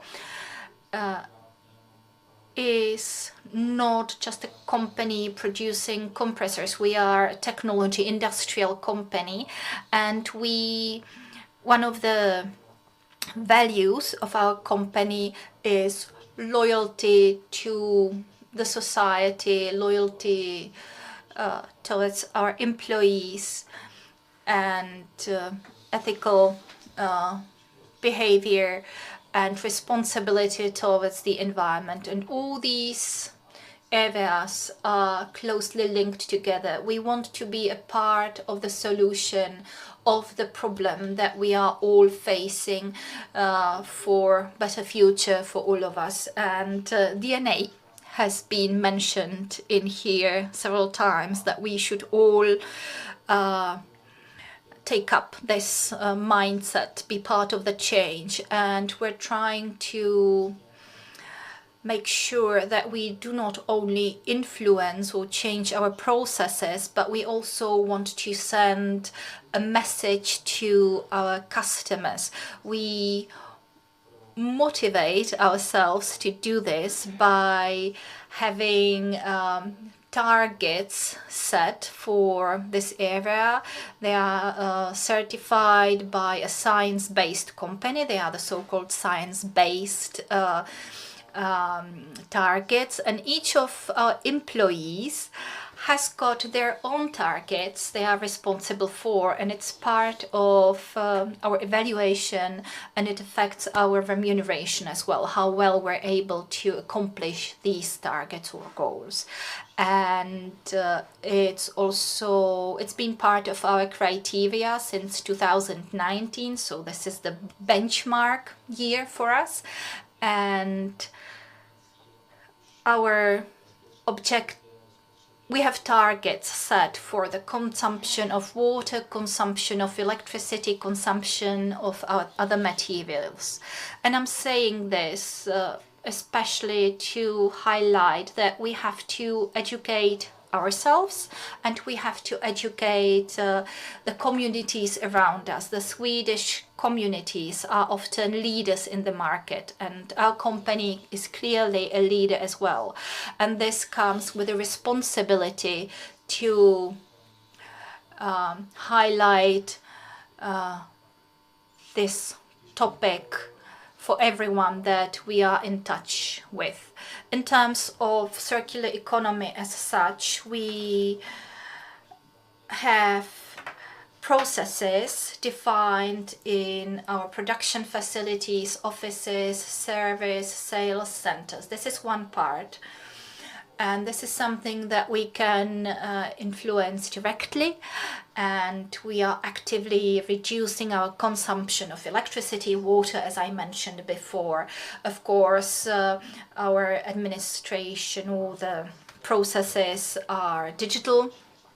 We're not using so much paper, and there's also the benefit that we can bring to the society, and it's the way how we develop and produce our products, because we also measured how we affect the consumption of energy and circularity, and we know that it's also our products that contribute to this, products that are being used by our customers. So we are striving to reduce the power consumption of our products. We also take into consideration how to provide proper servicing to our products to extend their lifespan, how to provide and deliver spare parts, etc. In terms of emissions, transportation is one of the biggest contributors, and one of our long-term objectives that we call local is to come back from the globalized concept and return to the local thinking, which will require less transportation and less dependency on transport of materials, for example, from other countries, other continents. And this discussion that we lead in our company also educates employees to learn how to contribute to the concept of circular economy. And I can mention 2 examples what we do.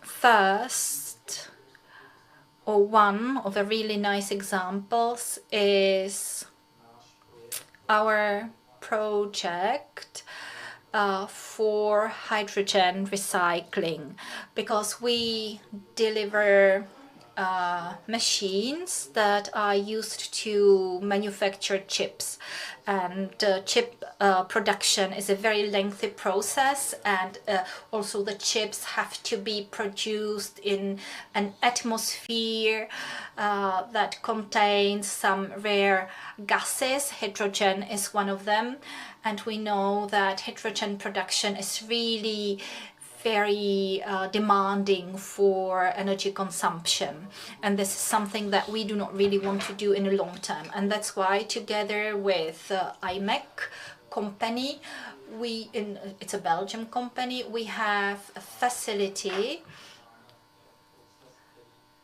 and a machine that we're testing in order to be able to recycle the hydrogen and reuse it, because right now the gases that are used during the production of the chips are not reused anymore because they are harmful for the environment. So we are looking for a solution to be able to reuse these and save energy. Thank you. I have to interrupt you after the first example, but because we need to give floor to the others as well. But you mentioned that you are trying to be less dependent on import of materials from other countries or continents, this go local concept.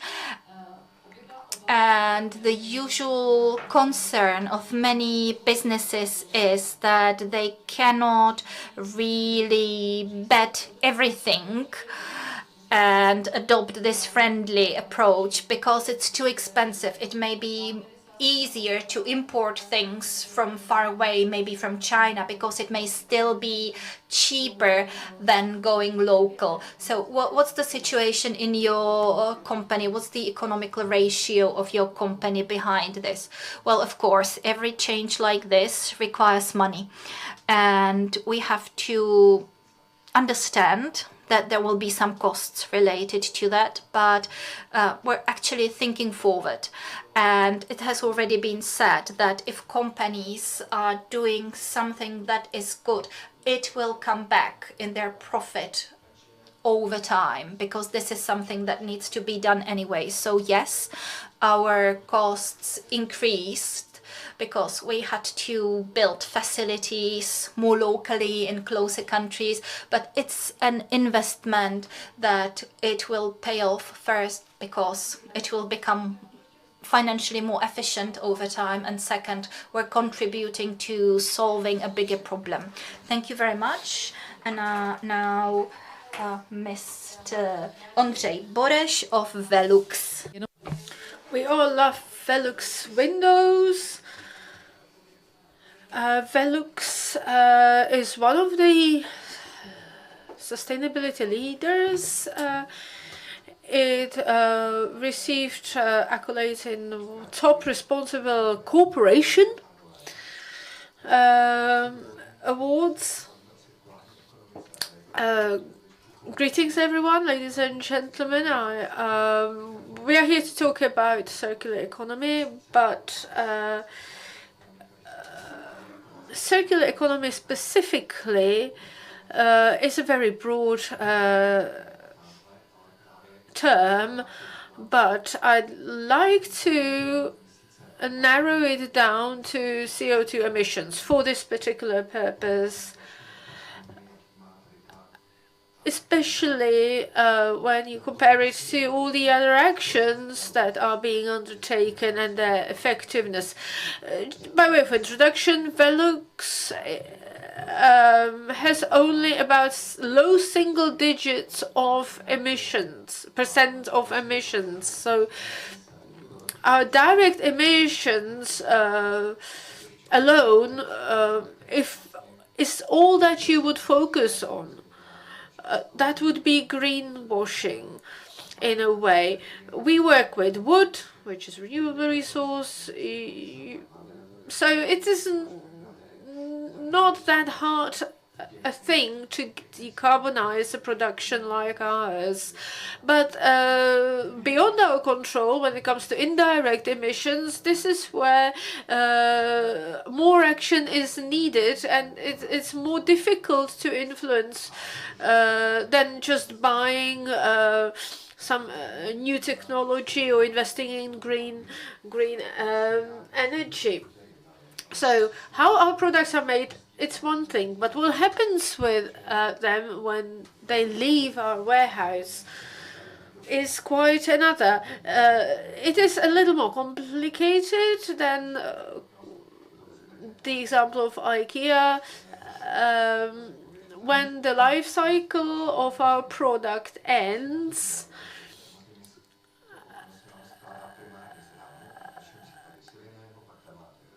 when you take a window, it consists of a wooden frame, window panes, which are glass, and some aluminium. Okay, it can be taken apart and recycled, material by material, but we make our products to last. We make them to a high manufacturing quality standard, which complicates things when it is time to recycle them. It would take an hour to a worker to take a window apart for recycling purposes. So this is something that we are planning to change to make it easier for future recycling. So without which we cannot envisage greater sustainability along these lines.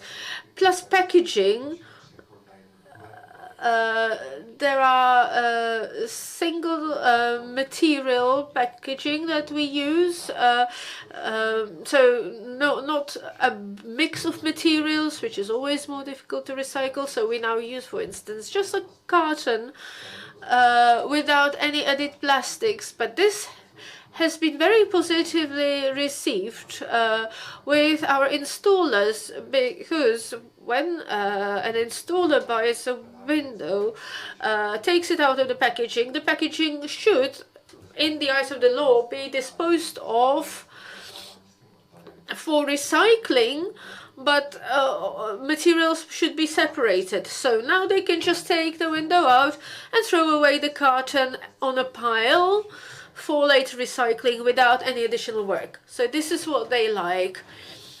You may find it funny. There are take-back schemes for electrical goods, for batteries, etc. But in the construction, in the building industry, it is not so common. However, a good take-back scheme can reduce a carbon footprint by 30%. So we have a partnership with INSEAD. It is difficult to push it through in the current market conditions. So we want to give our windows a second life. That's what we would like to do. It's not as easy as with furniture. So we can't really reuse reuse windows for the purpose for which they were made, but they can be used in some other way. And this is something that we plan. So am I right in understanding that you are launching, or you have already launched, and you are now operating some take-back locations, so to give your products, the windows, a second life? We are putting together a chain. We have about 5,000 or 6,000 of installers that work with our products. So they are all not only fitting the products, but also taking the old ones out.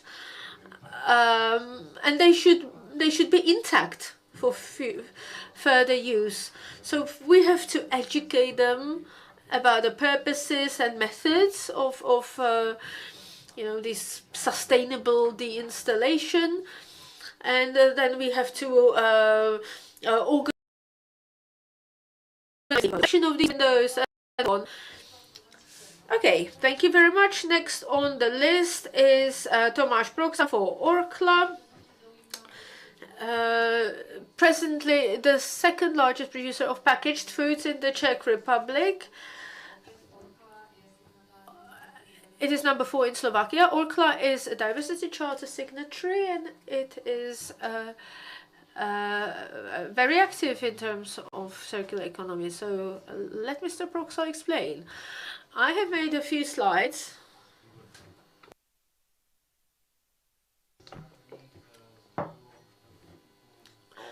I will speak about one of our main input resources that we cannot sustain production, or we even cannot live for longer than a day without water. So water is a crucial and essential resource,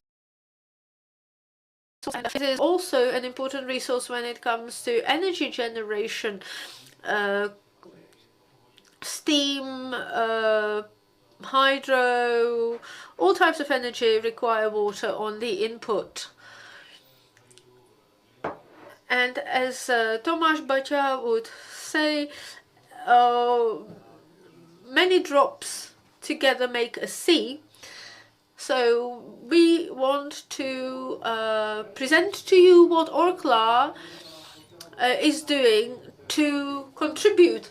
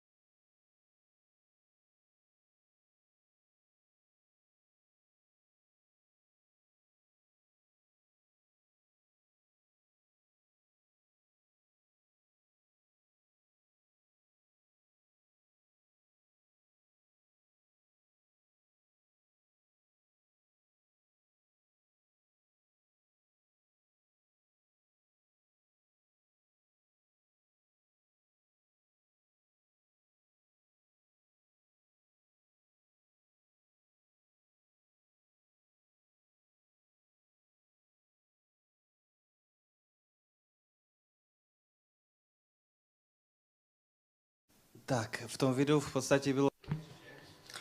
Well, the video basically explained everything, but I will quickly add more detail. We want this idea, this opportunity, this know-how to be available to every business that pasteurizes or sterilizes in the course of their product creation. We all know brands like Vitana, Hame, Masox, and so on.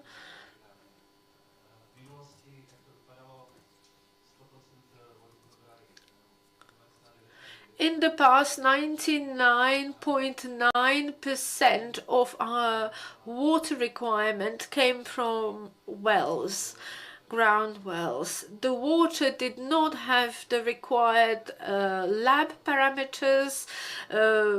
Processes in manufacturing are very demanding of the quality of water. There are about 500 parameters that we test the water in the lab for, and we were consuming, our food sterilization plant was consuming the equivalent of water consumption of 60,000 people a year. So those were our wells. Our production runs from Sunday to Friday. the wells did not supply as much water as we needed. Sometimes that put a limit on how much we could make, so it was constraining our production. So by taking the water, treating it first, letting it into the manufacturing process, taking the energy from the water, then took the heat to treat the water, to bring it to drinking water parameters or drinking water standard, which is water that has not been reused and cannot be reused. So we could treat water in the volume of 300 million liters a year. In the gas equivalent is over 500 megawatts of gas a year. And this had also a positive effect on our own production process. The technology was less demanding in terms of maintenance, and we could achieve higher production in better quality with greater savings. There were 2 phases to the project. Those are samples from our 10 wells. The yellow water is richer in manganese and iron. That's why it's tinted. So it's all about energy management. You have to know everything. Again, I don't want to go into the technical detail. It is quite complex when you get down to it, but we are here to learn every day, and we are making this available to anyone who is interested. These are some before and after pictures, how the treated water is good for the technology, for the manufacturing technology itself. This is how we saved energy. Before we used to heat the water from a lower temperature to 120. Now it's only from 60 Celsius to 120, so it takes less heat to heat the water to the temperature that we need. It is also a water filtration technology that can put through up to 90 cubic meters an hour.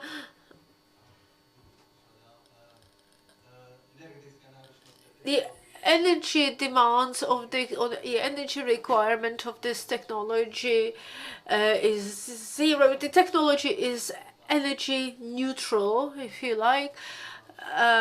Today we could phase out 4 wells, so we make do only with the better quality wells that we still use, and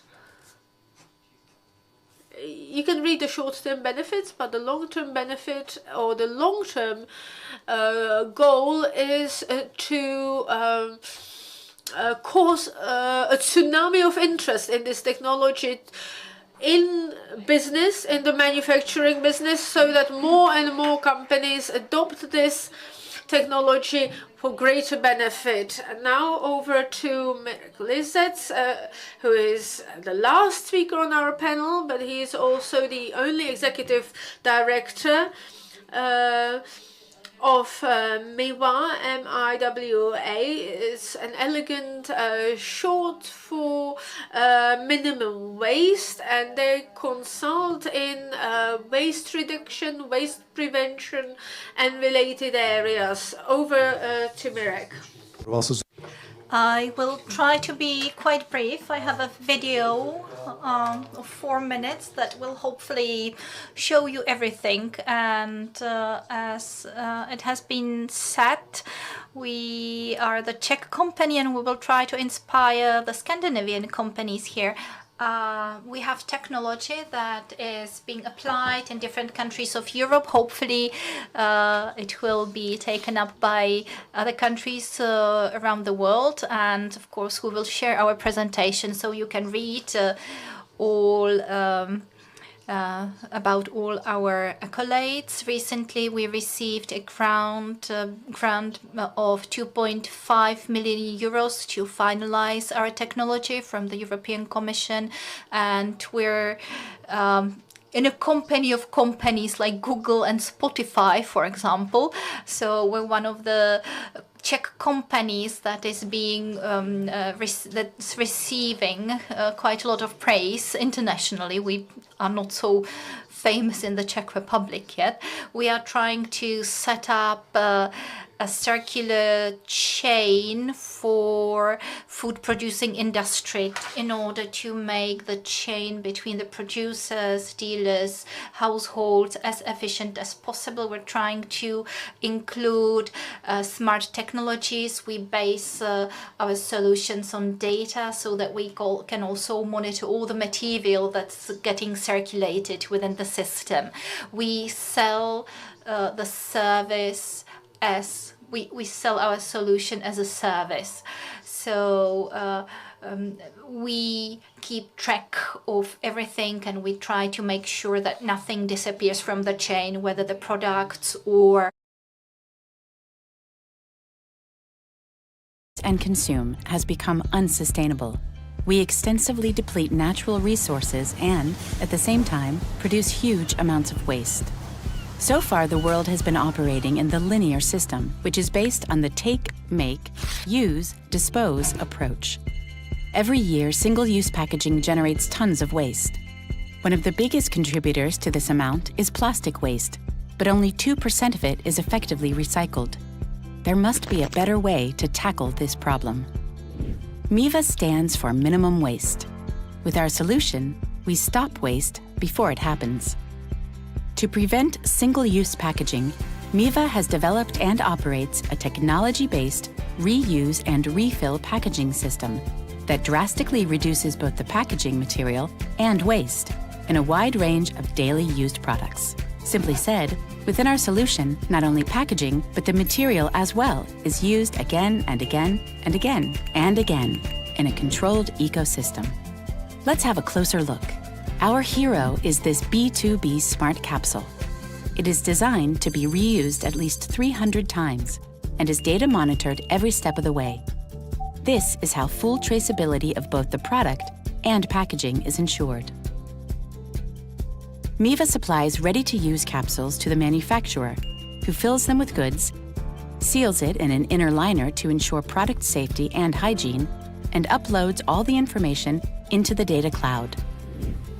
Packed capsules then travel through the standard delivery chain. They can be leveraged in cafes, restaurants, offices, and mainly in classic retail. At the point of sale, electronic refill dispensers are installed. The capsule is like an ink cartridge in a printer. Once it's empty, replacing it with a full one is easy. There is no manipulation with an open product, which makes all in-store operations efficient and safe. If needed, the remote MIVA service team is always available for help. Empty capsules are delivered back to MIVA's service center, where they are checked, cleaned in a certified process, and put back into circulation. Once the capsule is discarded from circulation, MIVA returns it for material reuse and production of new capsules. This step completes the circulation and helps to keep both the packaging and material in constant motion. Now let's get back to the point of sale. During shopping, customers are guided by a touchscreen and can shop into their own containers or reusable MIVA smart cups provided on site. Customers can also connect the smart cups to the MIVA mobile app, which automatically provides all purchase information, motivational rewards for sustainable shopping, loyalty programs, and even a possibility to pay directly at selected refill stations. MIVA can easily become a regular part of everyday life, and besides an attractive and convenient shopping experience, customers are motivated to shop with MIVA again and again. And why all this makes sense?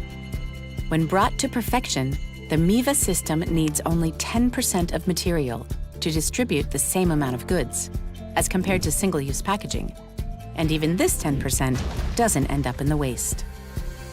We're convinced that the keys to the success of scaling a refill and reusable packaging application are in efficient data-driven operations ensuring product safety and an attractive shopping experience, enabling an enhanced brand experience and instant rewards for responsible consumer behavior. Are you ready to unlock the business potential of refill and reusable packaging? Great. This. Our partners in the Czech Republic are Albert stores in the Netherlands. Then in Portugal, it's Aldi. United Kingdom, where together with Rønneberg, we're going to open some 15 shops in Germany, and we are also starting cooperation with another large German retailer. I cannot name them yet. And these are the global brands, and these brands probably see the refill as a solution for them as well, because our solution actually does not involve manipulation of goods themselves, because the capsules are very safe. So you've seen a solution for dry good, and in Amsterdam in November we will launch our capsule, our solution for liquids as well, a liquids dispenser. So thank you very much, Mr. Lizets. And we were supposed to have representative of the Finnish company in here. Unfortunately, he was not able to attend today, but we will receive information about their best practices together with a follow-up after the conference. I have a task that's quite simple and complicated at the same time. I have one question for all of you to bring together the two panels. From what your perspective, from your experience, what is troubling you in the Czech Republic? What is the obstacle for you to develop the circular economy more in the Czech Republic? And for example, can this be insufficient legal framework, insufficient political support, prejudices on the side of your business partners, the public?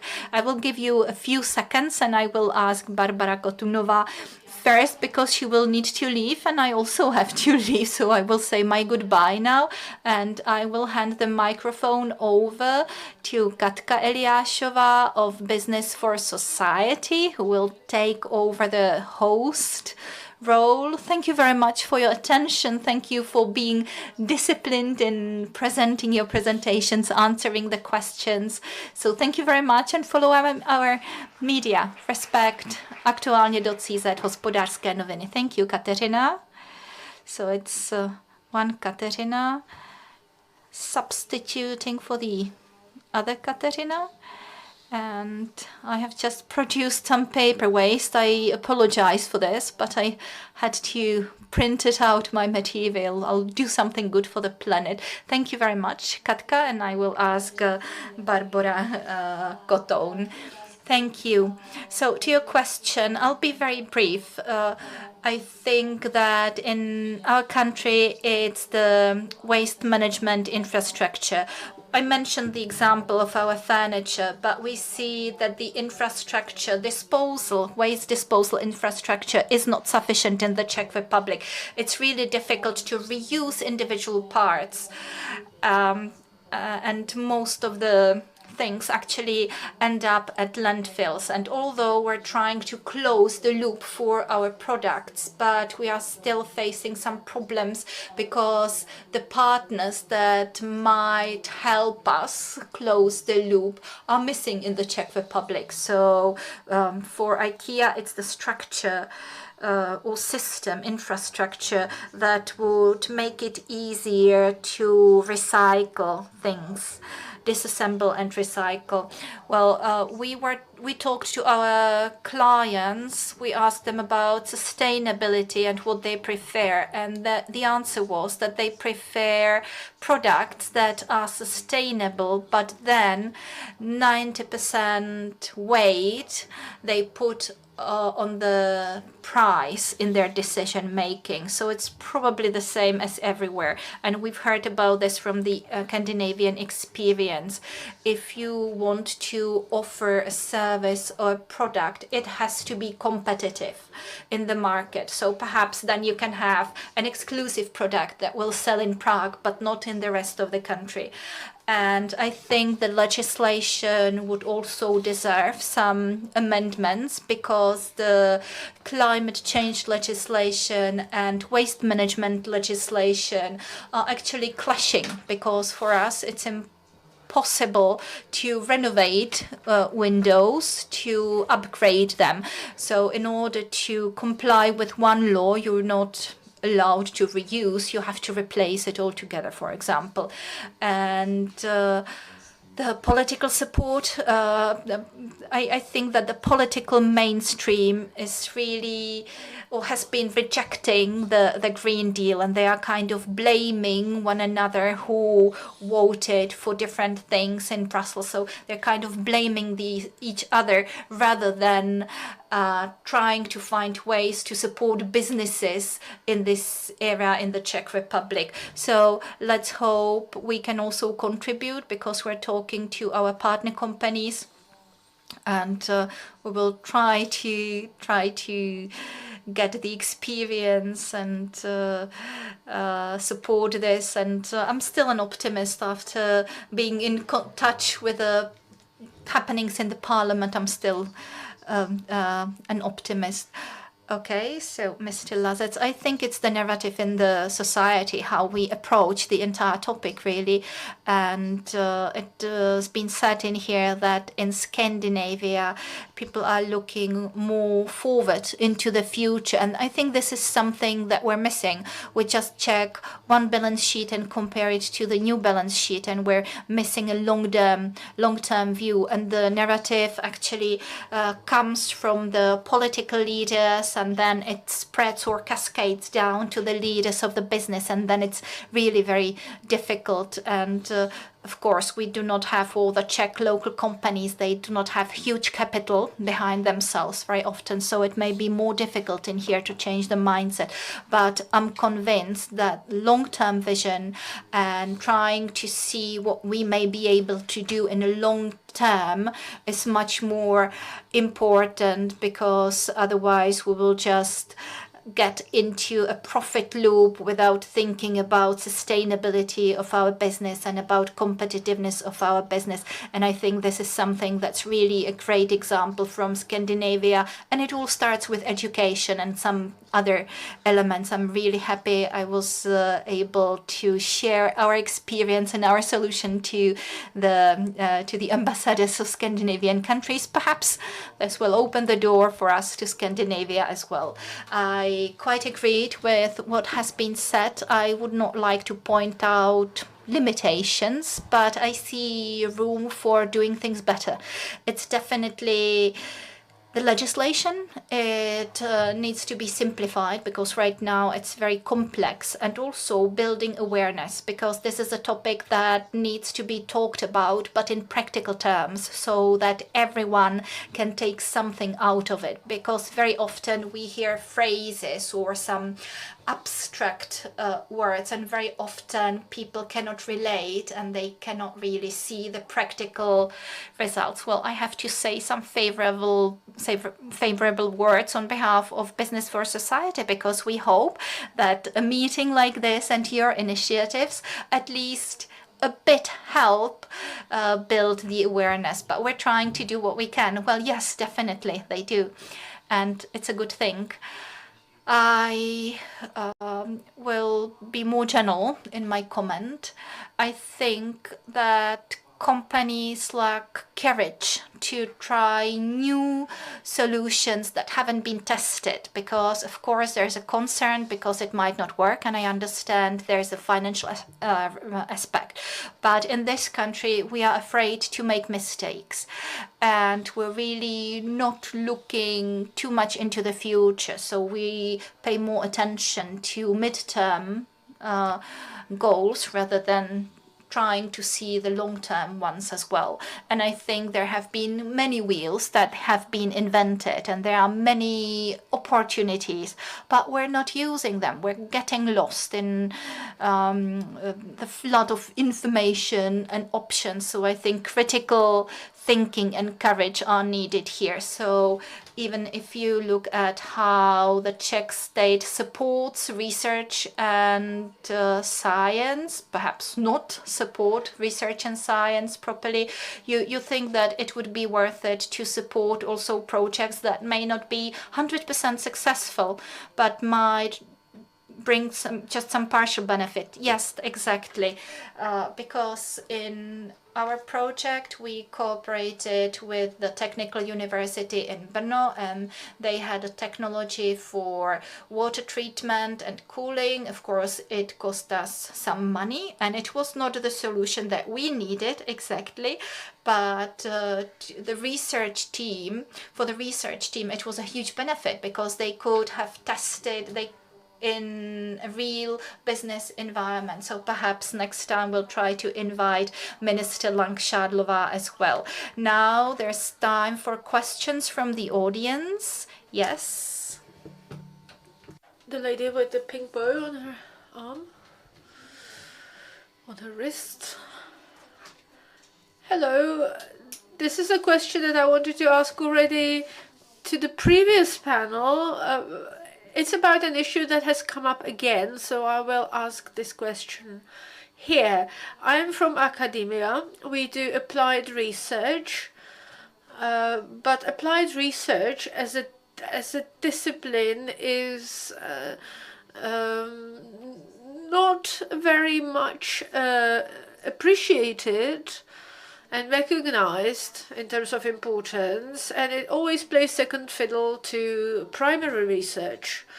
So, would you, the business, welcome that the scientists reach out to you on their own initiative, or do you prefer to do your own research for projects? Well, we are a technology company, so I will attempt to answer. We scout for projects ourselves, but we welcome every initiative. If anyone wants to reach out to us, we'll be happy to meet up. It's a bit of a problem, an ongoing problem with Czech academia, that it is shunning applied research. We have an ongoing partnership with the Czech University of Chemical Technology here in Prague, and all the mathematics, all the calculations that you saw in our video are done there. The economics and the impact of our proprietary solution was calculated there at the university. We also use this partnership to search for various materials. Our head designer teaches industrial design at the very same university. So we cooperate on a number of levels, and we want this cooperation to be as broad as it can be. And we also scout for talent there. Because when you are in hardware or software design and development, then you need fresh, talented young people. So applied research should be a firm part of university activities, of academic activities, and it should also be rewarded financially. Anybody else want to contribute on the subject of cooperating with academia?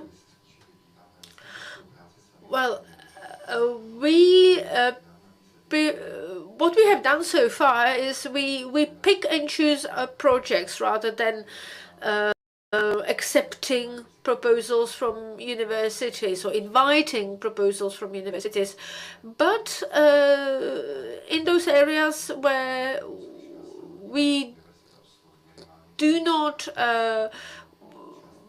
we would not come to think of things of our own, then we welcome that universities reach out to us. It should be ideally both ways. And we also cooperate with universities abroad. What we like to say in the Czech Republic is a saying of a kind, is that don't ask, don't get. So you should ideally meet halfway. You know, you take a few steps in that right direction and they take a few steps in that right direction. You meet in the middle. And any other questions from the audience to our panelists or possibly to our ambassadors? Okay, let's take advantage of being here in the home of the delegation of the European Commission here in Prague. So take advantage of this. Engage, after we formally close, engage, talk with each other. You know, you have IKEA here, you have other companies. Engage, network. I want to thank our panelists, Mr. Rafael, who is no longer here, but also Barbara Kotou, Ladek Nešla, Andrzej Boreš, Tomáš Proksa and Mirek Lizec. Thank you very much. I also want to thank our ambassadors who are here with us still. I want to thank you for attending too and for being an inspiration to us today. Thank you, Excellencies, and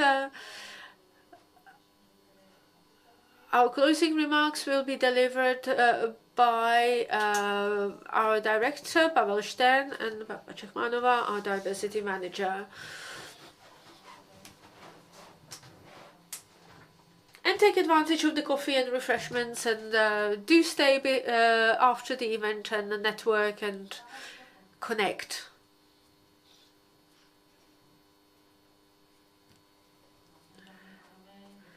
Ladies and gentlemen, thank you. I'm more than excited to hear such great ideas today, so much inspiration. We will certainly use it. I want to especially thank for examples of best practice from the Nordic countries. I hope you've enjoyed today as much as I did. I want to thank all our speakers, all our ambassadors, also the delegation of the European Commission for letting us use their space. Thank you very much.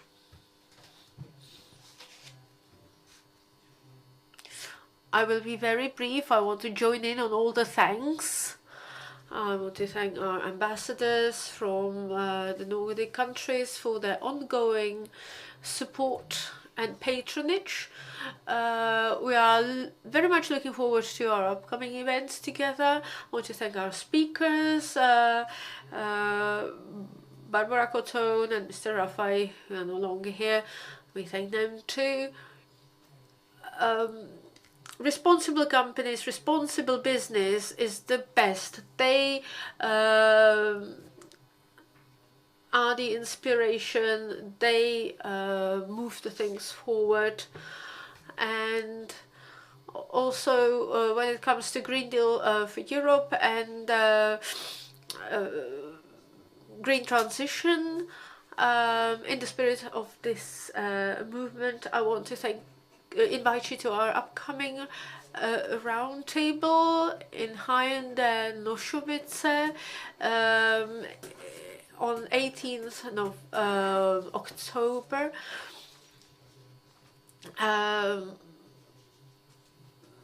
Jan Rafaj, one of today's speakers, will be there too.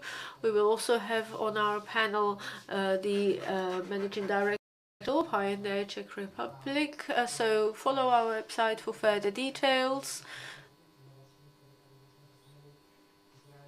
Also, on the subject of circular economy, Israel is touted to be one of the most innovative countries in the world, and Israel takes the view that you have to take some risk to get some wins. So, in the spirit of this, the European Commission has a large-scale program. EU Invest is a portal where businesses can find consultancies, advice, access to the European Investment Bank and various European programs. There are opportunities there advertised, how to get to venture capital. So the European Union has allocated a large volume of European funds for technologies, innovation, and activities like training, education, outreach, etc. So we want to participate in all this. Thank you very much, and we appreciate your ongoing support, and we hope to see you at our upcoming events. I want to thank especially Katka Čubanová, Katka Eliášová for organizing this event in particular. I want to thank all my team. I want to thank the interpreters. Thank you very much for being with us, either here or online. And now, please do stay behind, network, connect with people. Thank you very much.